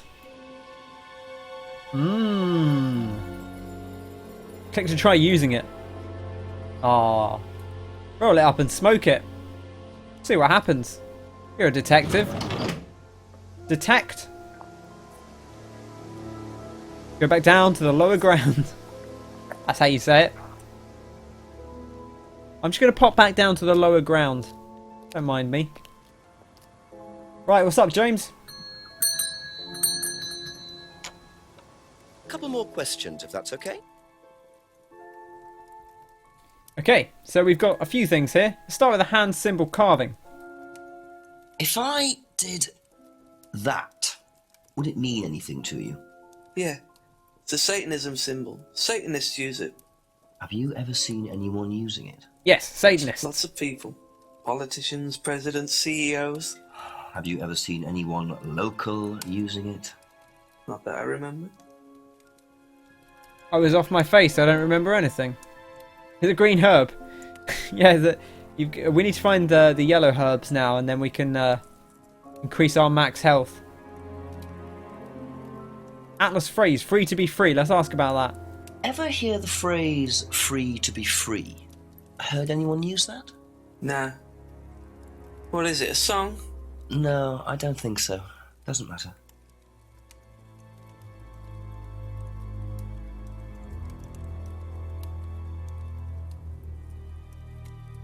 And the packet of dried leaves. What have you got to say about that, James? Could you tell me what these are, please? I found them in the greenhouse.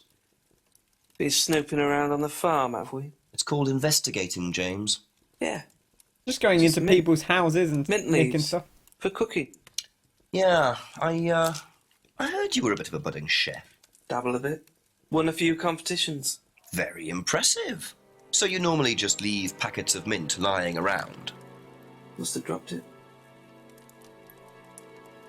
Suspicious. Won some cookery competitions, apparently.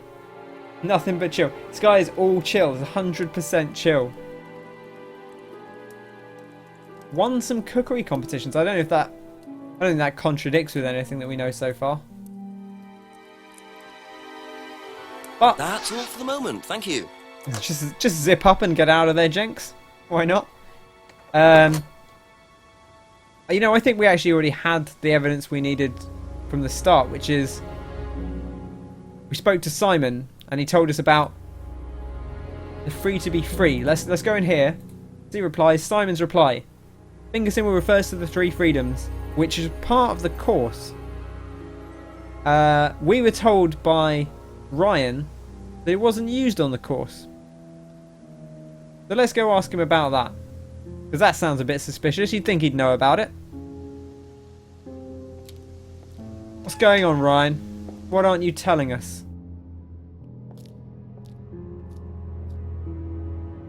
I mean, if I showed you this, would that mean anything to you? I think Martin said that earlier. That's what he just got to. Right, I'll just put my cock away now. It's actually where he keeps his dictaphone. He like straps it to his dong because it's directional, and he needs to keep his hands free to hold the evidence.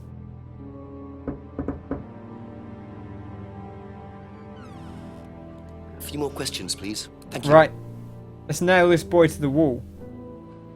He'd probably enjoy that.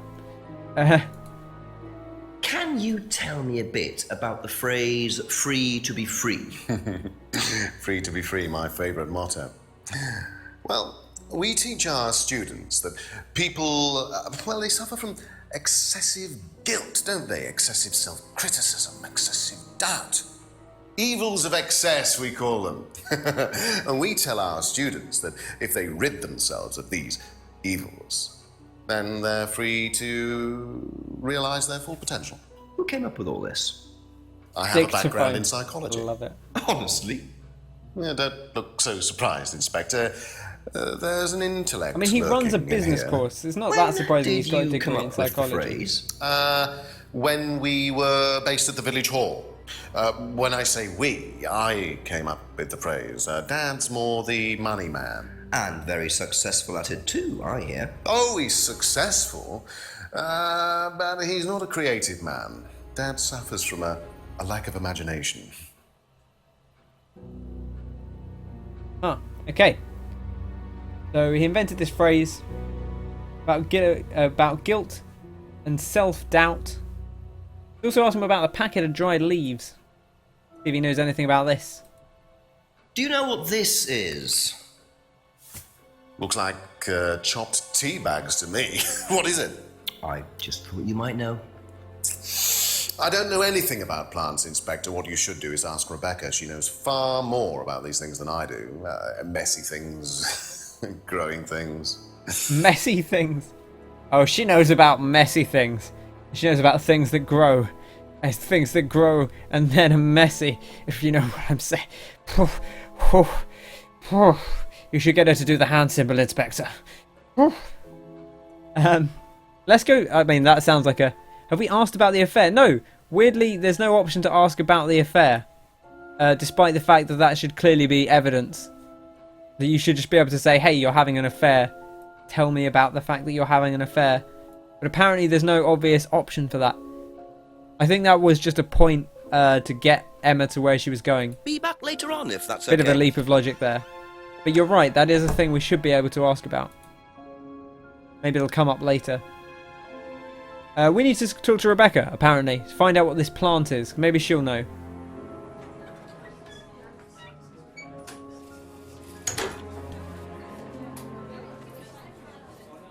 Ding. Ask you a couple more things, please.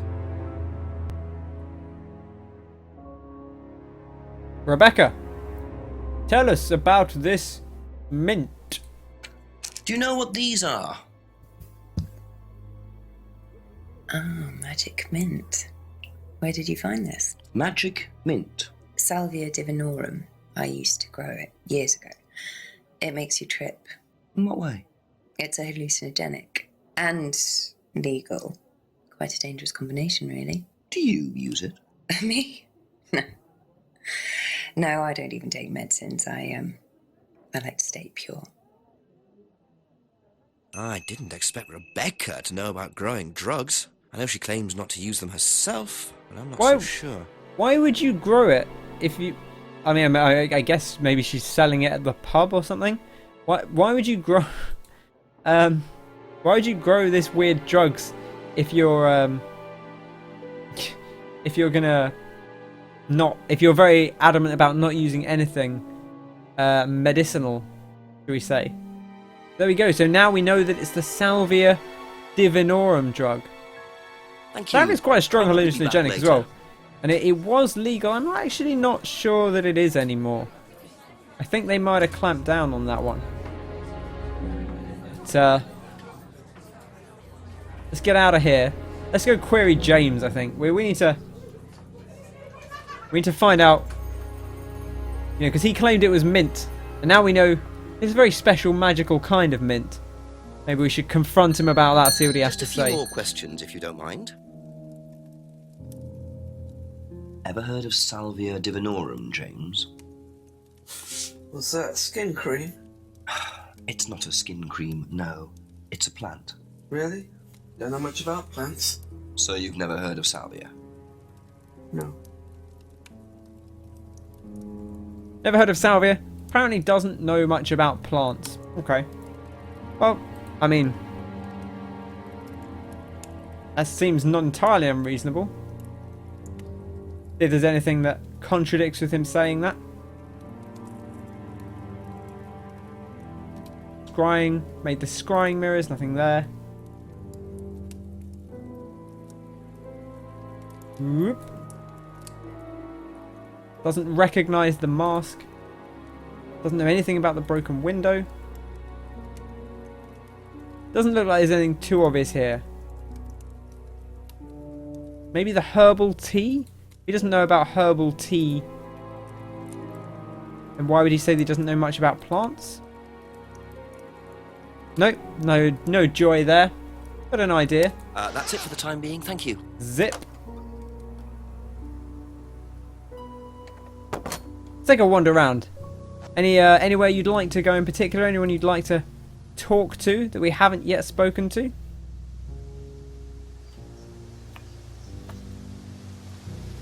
Oh, hello. This guy just chugging whiskey. Private eye. No, I'm a police inspector. Who are you looking for? I'm investigating a death in the village. That student, then. They did one last year, too. Same place. Did what? Drowned a student. Ask that psycho about it. He runs that business. You think he'd know this as a detective? Up at the big house. Bunch of nut jobs. Hey, what was the student's name?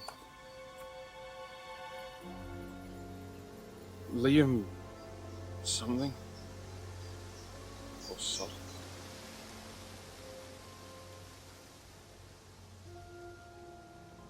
Atlas's reputation precedes them.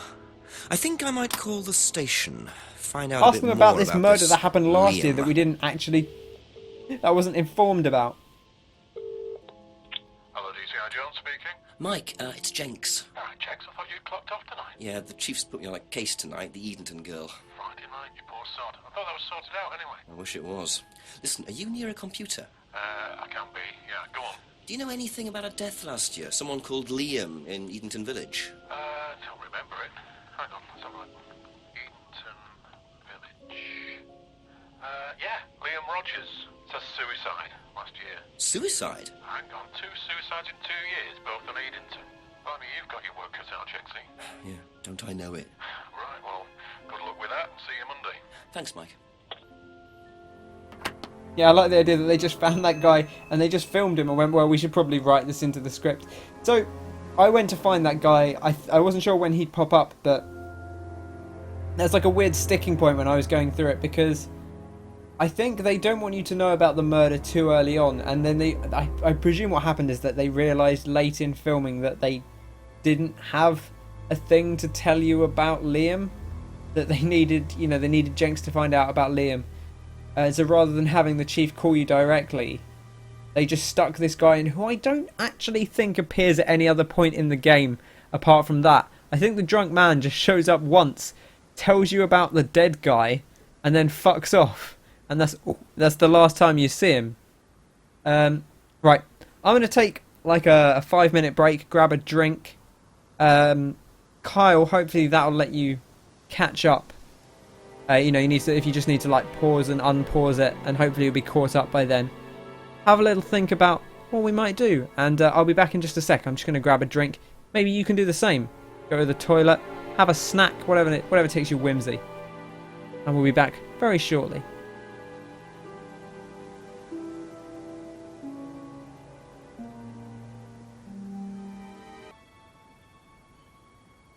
Welcome back. We're here. Got some drinks. I've made some lovely herbal mint tea, as felt most appropriate. I got a glass of water as well.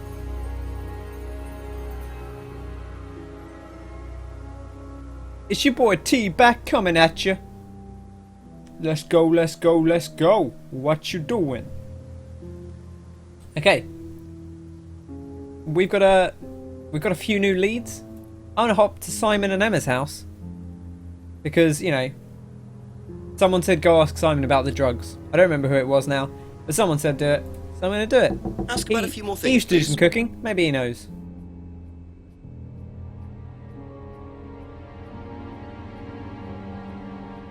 Know what these are? No. Look a bit like sage leaves. Haven't seen them before, though. Not at all. No. Just smell it through the packet.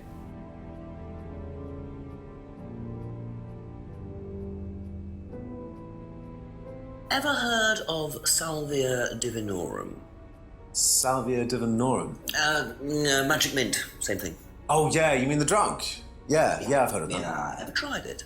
Well, once or twice, yeah. But it's not really my sort of thing. It messes with your brain. I've never tried any other drugs either. Nothing like that. Nothing hallucinogenic. Never tried any other hallucinogenic drugs, but has tried salvia a few times. I like how casual it is about that. Salvia, it went through its phase of popularity, but I don't think it was not like, hey, we'll try salvia, whatever. Let's just Thank you. having a good time. Probably be back later. See what Emma has to say about the salvia, the packet of dried leaves. You know what these are, by any chance? No. Sorry. I don't know anything about plants or things like that, but you should ask Rebecca. She used to live on a farm. She'd know. So did Simon. He used to live on a farm.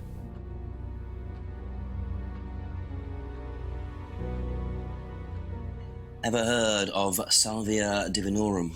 Yeah, I've heard of it. It's a drug, isn't it? Yeah. Hallucinogenic drug. Ever tried it? No, I've never taken any illegal substances.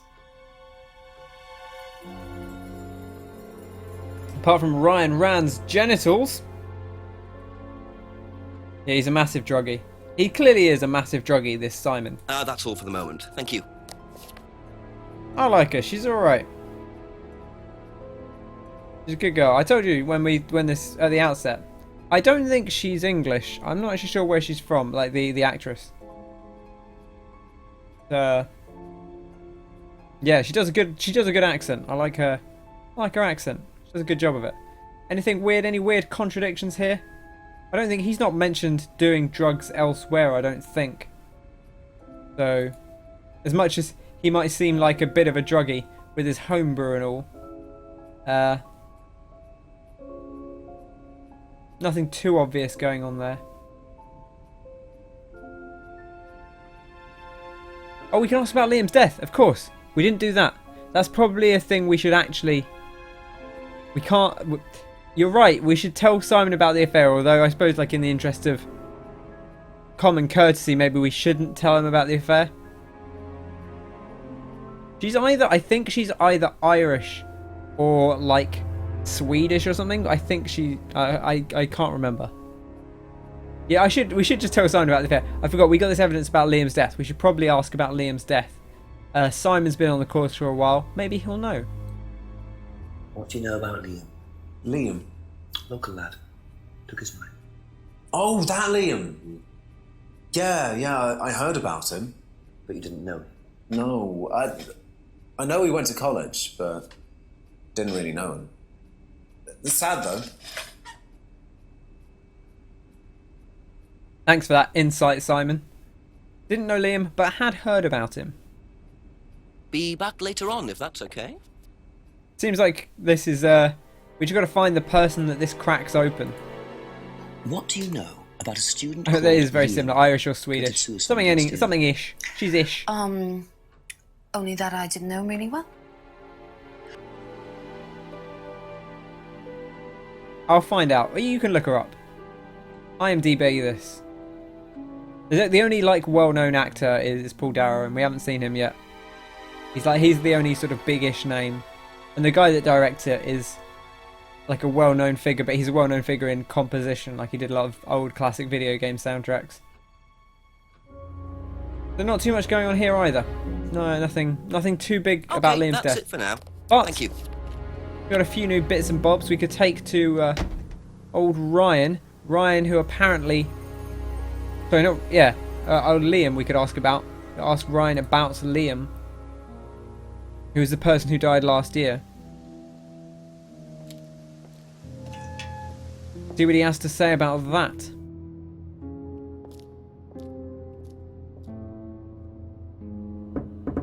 Couple more questions, if that's okay. Right. Doesn't know anything about the plants. Let's ask him about Salvia divinorum. Have you ever heard of Salvia divinorum? No. What is it? It's a hallucinogenic plant. A legal one. At least for the moment. But not if I get my way. Interest in drugs, Inspector. My job. That's the only drug I need. As trite as that may sound. And Do all you know this any students alcohol. who may have used hallucinogens? No. My students aren't interested in that kind of thing. Besides, no one is allowed drugs or alcohol onto the site. I don't think anyone has ever brought drugs. He's literally got alcohol in his hand. No, we're not allowed. Insurance purposes. There's alcohol in his hand. I didn't notice that before. I don't think they bring that up.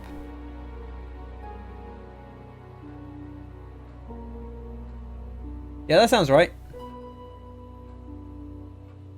Let's ask him about Liam. Let's see what he has to say about this. What can you tell me about Liam? Oh, Liam. You mean the boy who committed... Very unfortunate, isn't it? Did you know him? Oh, yes. Well, when I say know him, I met him in the pub. Seemed very happy sort of person. Well, I say he seemed happy. He can't have been, can he? Thanks for that. Liam seemed happy. But he can't have been, can he? Spanish, Irish. Ah, okay. There we go. I was on the right kind of lines then. Yeah, she's lovely. She had a lot. She was kind of.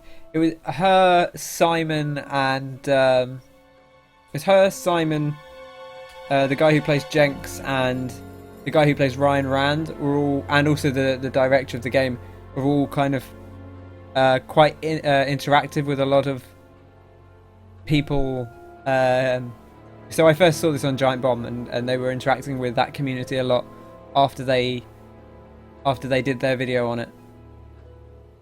And it was really nice. It was really nice just having those guys chat and talk about the process of development.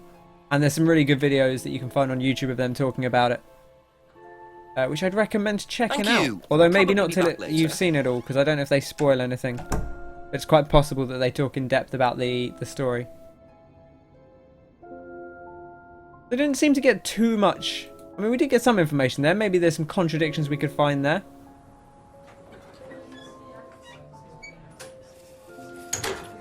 Let's ask the wife about Liam. A few more questions, please.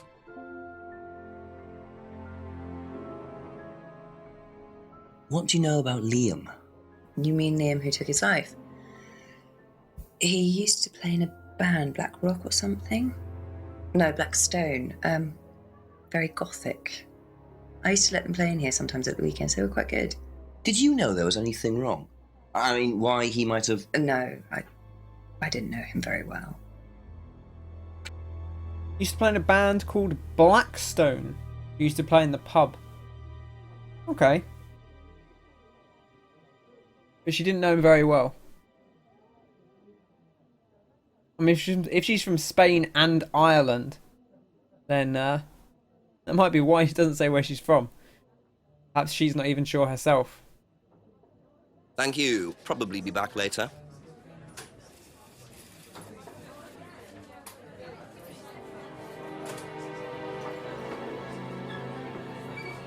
Can you guys stop stalking actresses while we're well, I don't know, we'll do what you want, I suppose.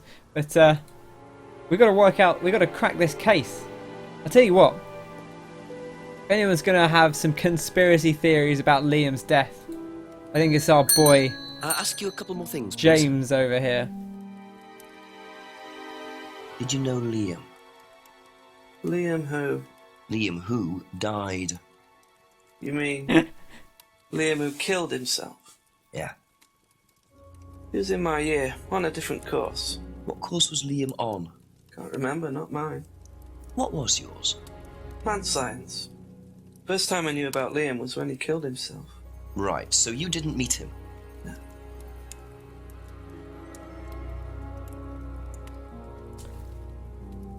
Okay. So I did ask you to, yeah, that's true.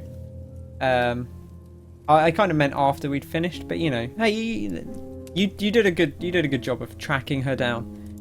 So James didn't know Liam, or did know Liam, but not very well. Didn't meet him. Was on a different course. Was not on James's course, because he took a degree in plant science. Well, James.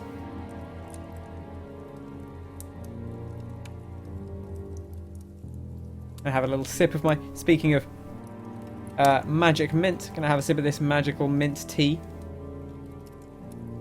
Oh, that's good. Oh, soothing. Yeah. Didn't know about plants. A doesn't know much about plants. Studied plant science. James? Aha. So, your degree is in plant science, but you don't seem to know anything about plants. Well, still got a lot to learn. So you're still saying you've never heard of salvia? That's such a good answer. Say that. So you have. Maybe. And you do grow it. Yeah, it's legal, why not? What do you do with it? I use it for explorative purposes, meditation. And does this involve anybody else? Why? Do you sell it or give it to anybody else? Like sure. Simon? Yeah, it's just for me, nobody else. And that's the only drug you grow, is it? Feel free to go and look if you want. It's okay, I'll look later. Oh, I will. The I'll only go drug and he look. grows. Not sure I believe that, James. Then again, would someone growing illegal drugs bother growing a legal one? Yeah, it's true. So we've got grows salvia for his private use only. He uses it for meditation. Doesn't grow any other drugs. Never given the salvia to anyone else, he claims. You should get on some flavoured tea. I'm not big on like fruit teas, but the green mint tea. The one I've got is Wittard's Moroccan mint. Real good.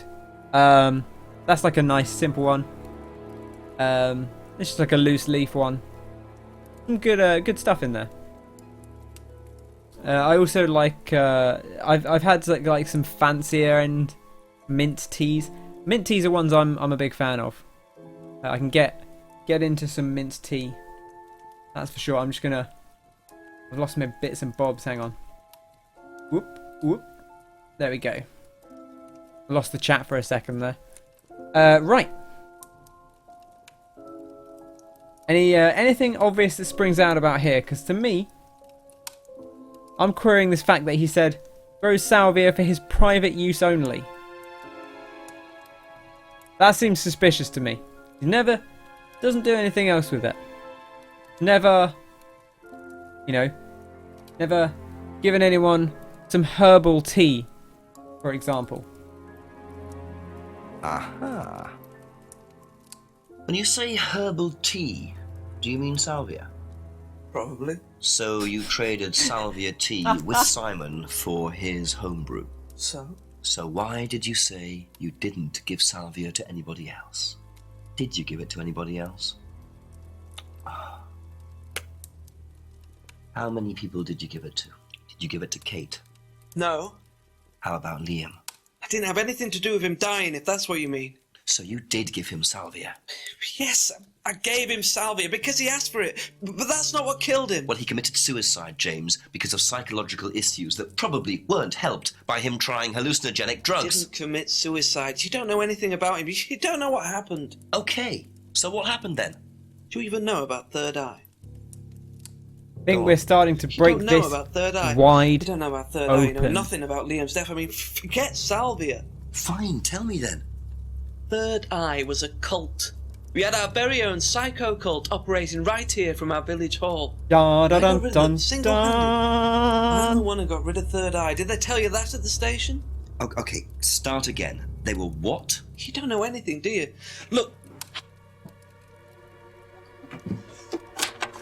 They were reeling in students, pretending to be some sort of happy life course, you know. We can make your life better sort of crap. Then they were putting everyone through this brainwashing program to make them compliant, then selling them on. It's all there. It's all there.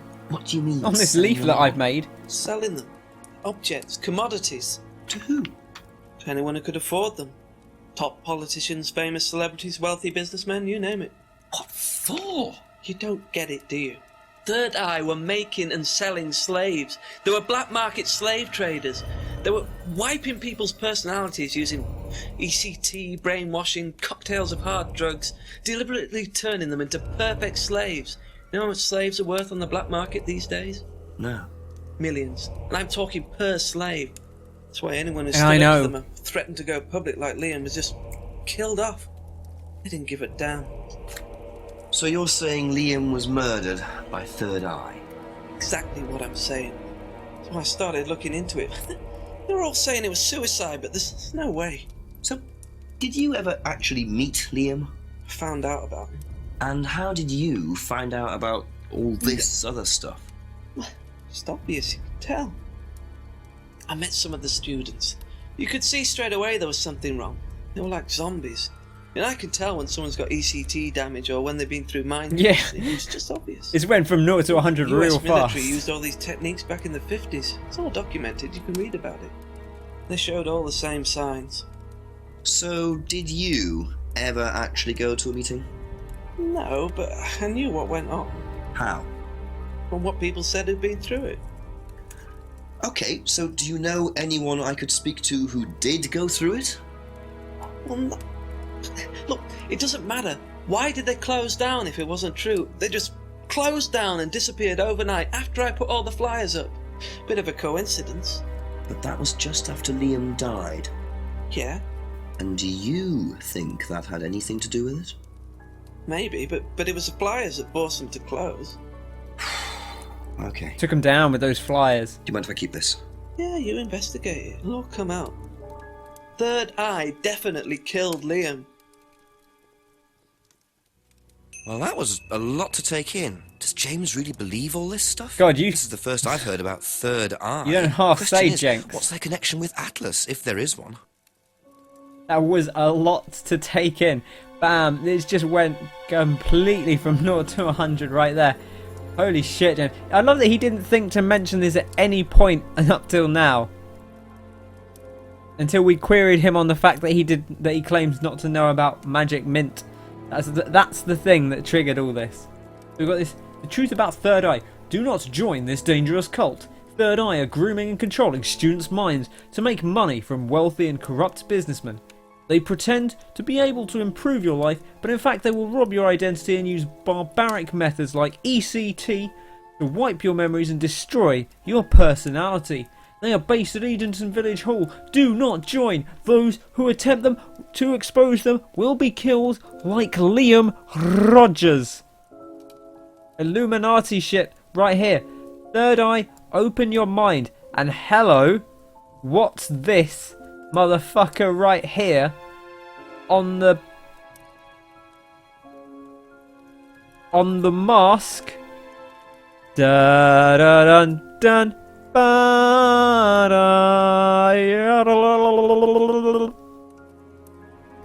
Still looking a little bit suspicious. Illuminati confirmed. That's Illuminati enough for the moment, confirmed. Right. Who the fuck do we talk to about this? Should we ring the chief? I feel like we need to. I actually don't know if it'll do anything, but I want to like ring him and be like, Chief, what the hell have we gotten into?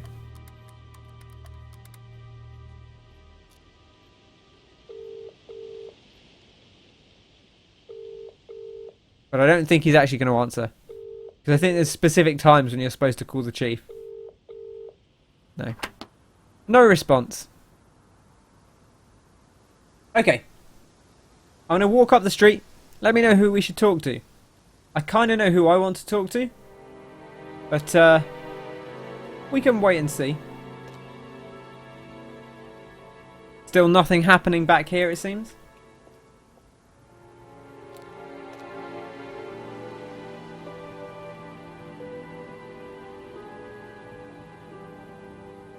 Just going to wander ever so slowly up the street. We should have a little look down here, see if anything's going on.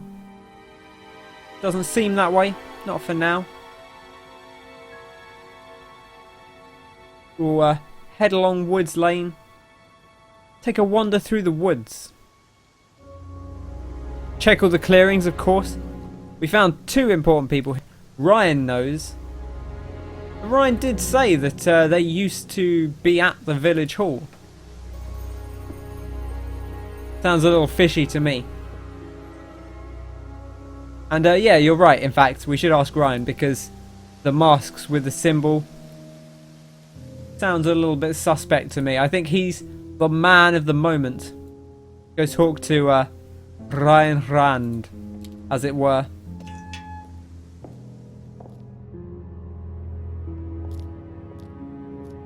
Ah, right.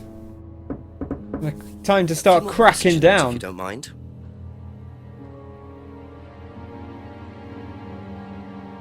What do you know about this?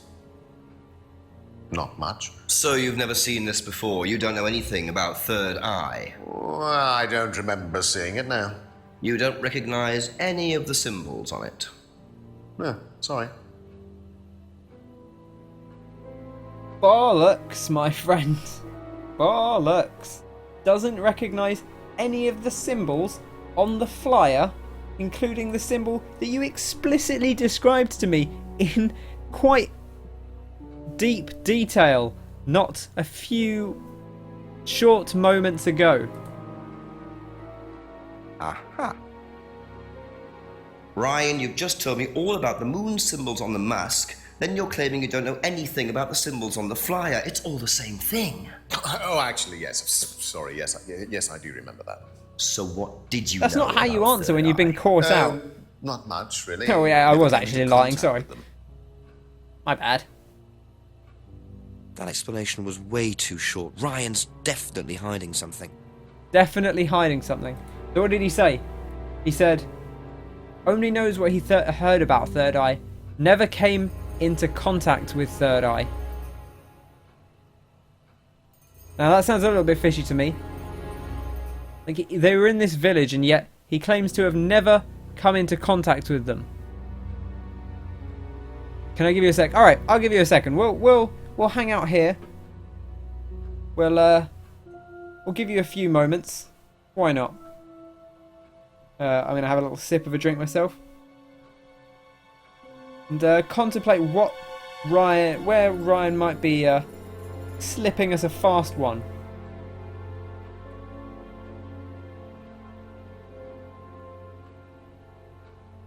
Again, if you've worked it out. Throw your diamonds in the sky. Throw your triangles in the eye. It really is eye in the triangle, but hit him. Just resort to violence. He's clearly hiding something. Just whack him. Police brutality. That's the way forward.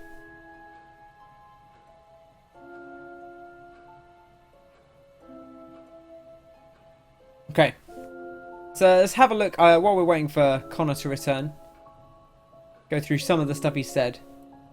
Hasn't tried Simon's homebrew. Bird and cage is a symbol that's used on the course. He's never bought a necklace, but he's seen students wearing it. This is all stuff that might come up later, so good to recap this. This was made by a friend who died last year. Could be Liam. Don't know. Don't know about that. Kate's argument. Doesn't know about the argument because he usually leaves for Atlas at 6 PM. Sounds pretty good. Black scrying mirror. Used to have a black mirror. Used to read about satanic rituals. Third Eye is Atlas. What makes you say that, Kyle? We need to catch him out. We need to find somewhere where he slipped up.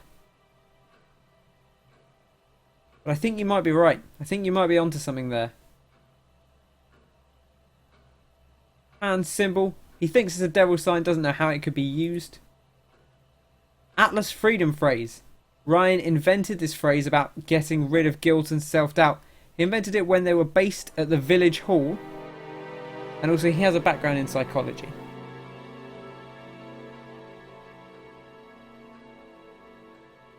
Doesn't allow drugs or alcohol onto Atlas premises. Has no interest in them. Although he does drink some port, as we know, and some gin and tonic. Doesn't keep medicine on site. And we know his wife has claimed to never use any kind of medicines at all. She stays drug free. Heard about Liam's suicide. Had met him in the pub. Evidence. Liam seemed happy. Ryan did 9/11. Wow, you know what they say, Salvia Divinorum can't melt steel beams. Although it does have a very high burning point. Here's some Salvia Divinorum trivia that I don't think they give you in this game. You need to use like a torch lighter to properly I don't know what the words, to properly like smoke it, to use it, because it needs to burn at a higher temperature than a standard your everyday cigarette lighter will do. So you need the torch lighter to burn it at a slightly higher temperature to kick off the chemical reaction that causes the hallucinogens to smoke up into your lungs. There you go, a little bit of trivia for you. I think you've hit it on the head, Kyle. Maybe we'll wait for Connor to come back. But where was it? The freedom phrase invented while based at the village hall. But he says he never came into contact with Third Eye. even though they were based at the village hall. Alright, I think that's our next port of call. The second Connor gets back, we'll click on and see what he has to say about that. Here he is. Alright, Connor. We think we've worked it out. Kyle said that he came up with the that free to be free phrase at when they were based at the village hall last year. But he claims that he didn't meet Third Eye, even though they were based at the village hall. Sounds a bit fishy to me. Aha. According to the flyer, this Third Eye group was based at the village hall, is that right? Was it? That's where you were based, wasn't it? Yeah, you said you invented the Atlas phrase free to be free. I like that he's been while noting you all were this down based in at his the village booklet. hall. So I did. So you must have come into contact with Third Eye at some point. You were using the same hall. Well, I'm afraid I haven't been entirely honest with you. I like that little sting. Go on. You see, Third Eye is, or was, Atlas under a different name. Sorry. Atlas is. Sorry about In the new lying improved during this form, investigation. yes. And you ran Third Eye? With Dad, yes. So you must have known Liam. You didn't just meet him, did you? Yes, I knew him, Inspector, but don't get your hopes up. All of this has been thoroughly investigated and cleared up. You've been investigated about his death? They dropped the case. We didn't have anything to do with it. Well, when I say drop the case, I mean a police investigation is one thing, but what the public thinks is another. They threatened to go public, and then James bloody Wilson started distributing his flyers, and that was it. No choice. It was an end to it. You had to change the name. We'd already paid the family an out-of-court settlement. Thought that was an end to it. But then James, his cronies, they wouldn't leave it alone. So we had to close down. Buy a new place. Rebrand. So About 10 minutes up the road. We reopened here. As Atlas? As Atlas. In fact, about 2 minutes up the road. Up till now, yes. So you knew James Wilson too? We knew James, but he didn't know us as such. Oh, he was very quick to shoot us down, but he didn't do anything like actually coming to the course to see what he was about. So James wouldn't know that you were now running Atlas? Not unless he came to one of our courses. And how much of all that stuff was true? ECT James machines, is daddy as brainwashing. fuck. I'm afraid that exists only exclusively in the mind of Mr. Wilson. All we do is make better business people. We challenge their prejudices and presumptions. Why don't you come along and see for yourself? The course starts in 15 minutes. Excuse me, Inspector. Hello. I can't come back now. Well, you have my car at the moment. All right. All right. See you later. That was Dad. I have to go back. You can come and meet him if you like. Well, I might come and have a chat. Come with me. Dong. So if we're going to meet the daddy of this To be perfectly honest, whole Dad's a great gig, businessman, but he lacks imagination. I think we're about to meet the daddy in question. When taught by the right teacher, of course. Ryan, in here. Just coming. He's through here. He doesn't get out of his chair.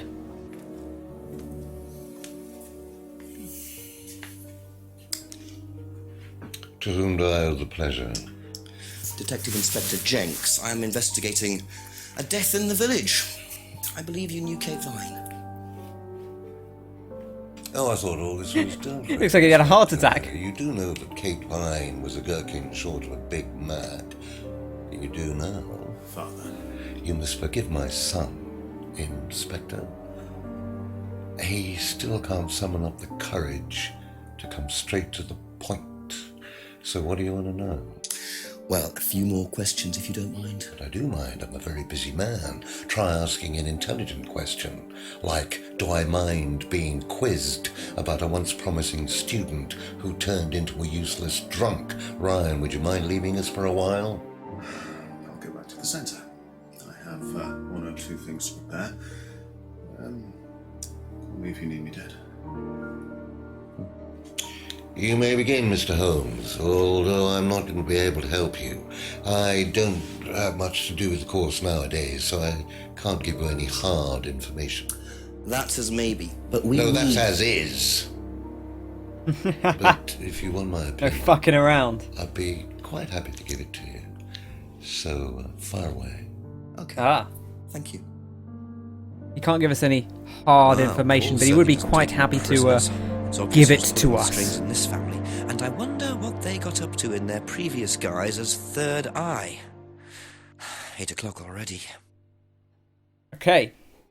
So, welcome to Y2 Ken Game of the Year Best Character nominee and former Blake 7 actor Paul Darrow as Paul Rand, the daddy of the operation. Man, this guy's fucking great. Okay, so let's just start talking to him.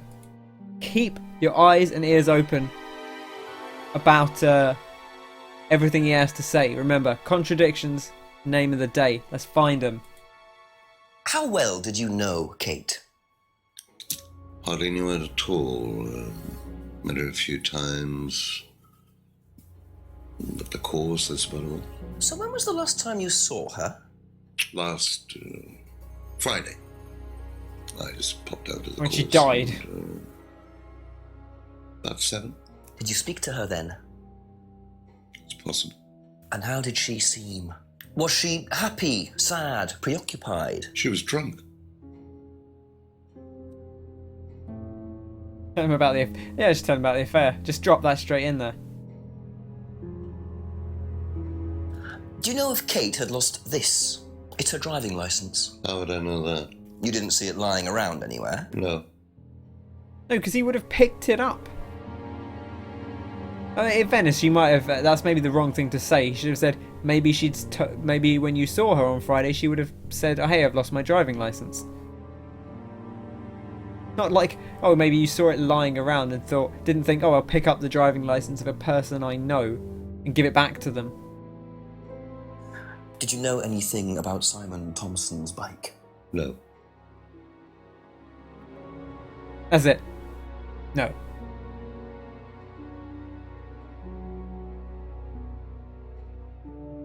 Ask him about the home brew.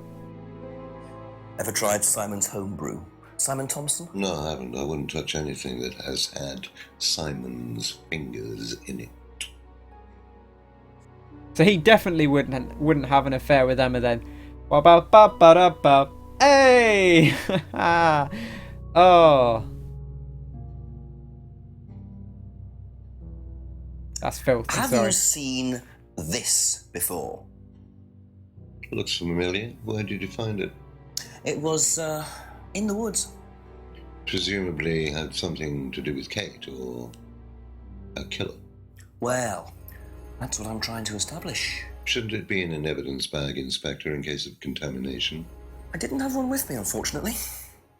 Well, don't go testing it for DNA, will you? It's got yours all over it. I did bring this up earlier. Put the stuff in an evidence bag. Don't just like rub your fingers all over it. It's potential evidence. No use now. So ask him about the full thing, the freedom necklace. What do you know about this? It's a freedom necklace. It's a symbol we use sometimes on the course. Little bird in cage flying away. Freeing themselves from their past is the analogy. So do they get them when they join the course or something? No, not as a rule. I think I bought one once as a present. Oh, not for Kate, by any chance? No, not for Kate. I can't really remember who it was for. A birthday present, maybe for one of the students. Which student? I've no idea. I think I bought one as a birthday present, but I've no idea who it was for. Huh. Sounds a bit suspicious to me, but we'll have to find something to catch him on if that's actually the line to go down. Ask him about these weird What do you fetish know masks. about this? Looks like a mask. You don't recognise it? Thanks. Not particularly. Looks like a monarch mask. What's a monarch mask? Monarch is a fancy dress. Outfitters. Ryan goes there sometimes.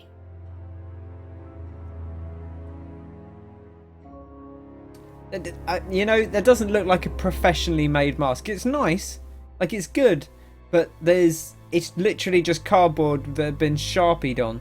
Like, to me, that doesn't say like a professional costume or outlet.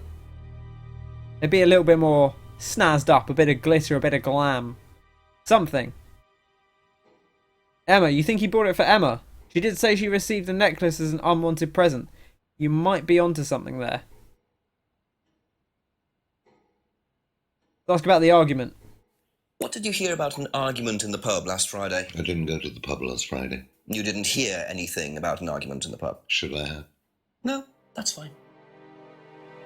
I mean, it's not that weird a thing to hear about. I suppose his son does kind of part own the pub, so maybe he would have heard about it, but you know, maybe his son would have mentioned it to him, but hey, who knows? Maybe he doesn't talk to Daddy about such things. Could you tell me a bit about this? Had it designed by an agency. And when was that? Last year. Was that when you started the business? Yes, I suppose so. Yes, I suppose so. Not cluing in on the third eye thing. You can't meet this guy until you do the third eye stuff, so you think it would just automatically bring up the whole thing. You saw Kate last Friday. You're right. Maybe the argument was the argument might have been before that, but I'll check it. He saw her around 7, so maybe no. See, maybe he met her before the frames were broken. Oh, sorry, before the window was broken. But isn't it a good idea? I like that. Ask him about scrying mirrors. Have you ever seen one of these before? I believe it's a scrying mirror. We don't know much about Kate, Kyle. Ever used one? Why would I use a scrying mirror? So you have no interest at all in this sort of thing? No. Does the Atlas course use them at all? Not at all. Strange question.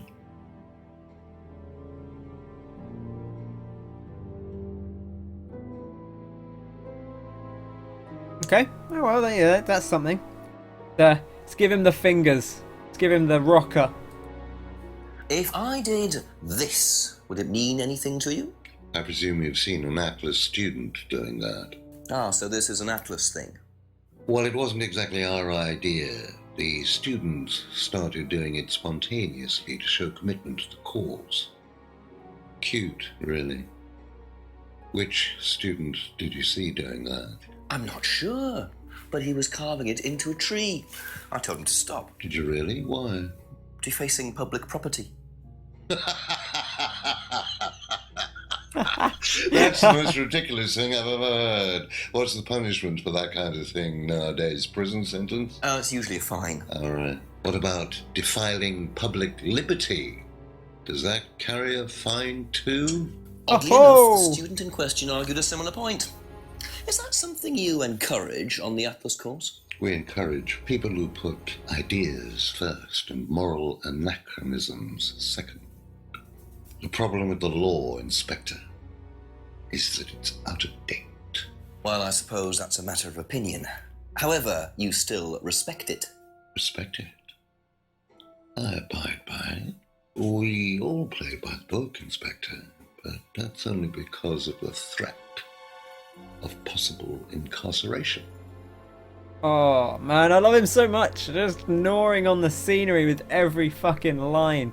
This guy. Oh my goodness, he's just luxuriating in it. It's beautiful. I abide by it. I like the idea that they were just doing they were just doing like the rock and roll thing, and someone on the course was like, "Hey, why are you doing that?" And they went, it's the three freedoms. We're doing, we're representing the three freedoms. Definitely not listening to Iron Maiden. Not at all. Can you tell me a little about the Atlas phrase, free to be free? Where did you hear that? I was talking to one of your students. It's a little phrase we conjured up to summarize our objectives. What is your objective, if you don't mind me asking? Mine, or do you mean the course's objective? On the course. The objective of the course is to free people from bondage. We teach that most people are crippled by their past, by guilt, their attitudes, their beliefs, all that kind of nonsense. Guilt cripples people? Feeling guilty in business is like a meat eater feeling guilty in an abattoir. Guilt comes from the archaic emotional centers of the brain. It's a vestige of our animal ancestry, that's all. In business, you heed it at your peril. I'm sorry, Inspector. My house appears to be haunted. Would you mind closing the door? So, you believe that guilt has no place in business? None at all. I have few beliefs, Inspector, but that's one of them. And what if you have done something wrong? Well, that's the whole point. Guilt has nothing to do with it. Interesting opinion. No place for guilt in business, says Paul. Yeah, right. I'm not sure I want to get too deep into that, but I bet Ryan would love us to get deep into that. It is quite a bit longer, Connor. I'll tell you what we do. We'll finish chatting to Paul here, and then we'll wrap it up for tonight, and then we'll come back to it another night. We'll arrange another sesh to continue this. But we'll finish up this conversation. Know what this is, by any chance? I've no idea. Gardening isn't my kind of thing. Rebecca would probably know. I presume you've met Rebecca. Yes, I'm sure she'd enjoy telling you what it is. She's the kind of woman who likes to feel superior. Would probably marry a millionaire and then decide to run her own pub. Yes, why was that? Well, she isn't exactly housewife material. She likes to be in control, like Ryan. Shame, isn't it, that I'm in control of both of them? That's not sinister at all, right there.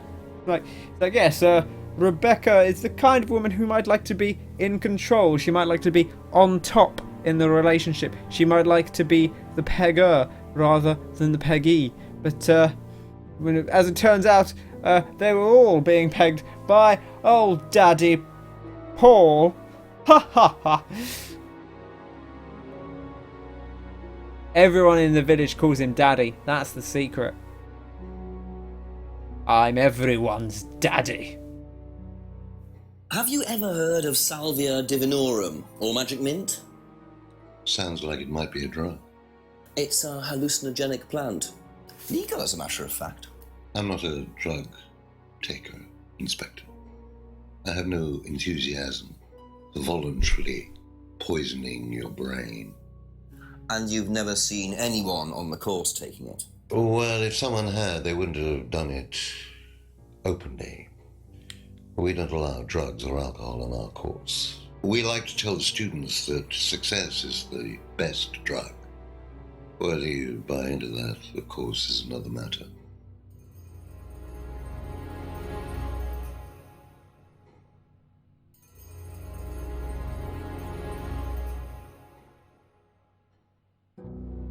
Okay, interesting stuff. Let's ask him about Liam's death. Definitely not a... How well some big did words you know coming up here. Liam? Liam who? Liam, who took his life. Oh. Well, as far as I remember, he was a good student, confident, outgoing. You didn't notice any problems? I believe he had problems at home. Were you there when he died? Yes. And afterwards? Wait, were you with him when he died? Meeting? No. What was Liam like that night? Well, apart from being drunk, or possibly because of that, he seemed perfectly happy. He was drunk? Well, I assume the bottle in his hand contained whiskey and not lemonade. Lots of similarities to Kate, don't you think? Drinking, depression, is that normal for the students? People come into the Atlas course for quick solutions to their problems. And when they don't get them as quickly as they might have liked, sometimes their impatience gets the better of them. This game makes me want to, like, pronounce my U's differently. Solution. Apart from being drink, he's literally a bottle of Jack Daniels. Alright, let's ask him about the big old third eye controversy. What do you know? Tell me about your third eye, Daddy. So you've been graced with Goebbels' company already, have you? Fucking hell. James, our local minister for propaganda. I suppose Ryan already told you about our actual previous incarnation. He explained, yes. Did he tell you anything scandalous? Not unless you count the suicide. Well, these things happen. Was it your idea? The suicide? Third eye. Yeah, I suppose it was. I love that As my son had started to atrophy, I decided I ought to give him something to do. And third eye was the same as Atlas, teaching business skills. Very similar. So Liam's death didn't prompt you to make any changes? There was nothing we could do about Liam's death, Inspector, any more than we could do anything about Kate's. It was out of our control. You can't blame me for wondering, Paul. 2 student deaths in 2 years. It's called a coincidence, Inspector. I expect they ate fast food also. But you're not investigating all the local chippies, are you? Man, I could do with investigating the local chippy. Could go for some of that. Liam's death was unavoidable.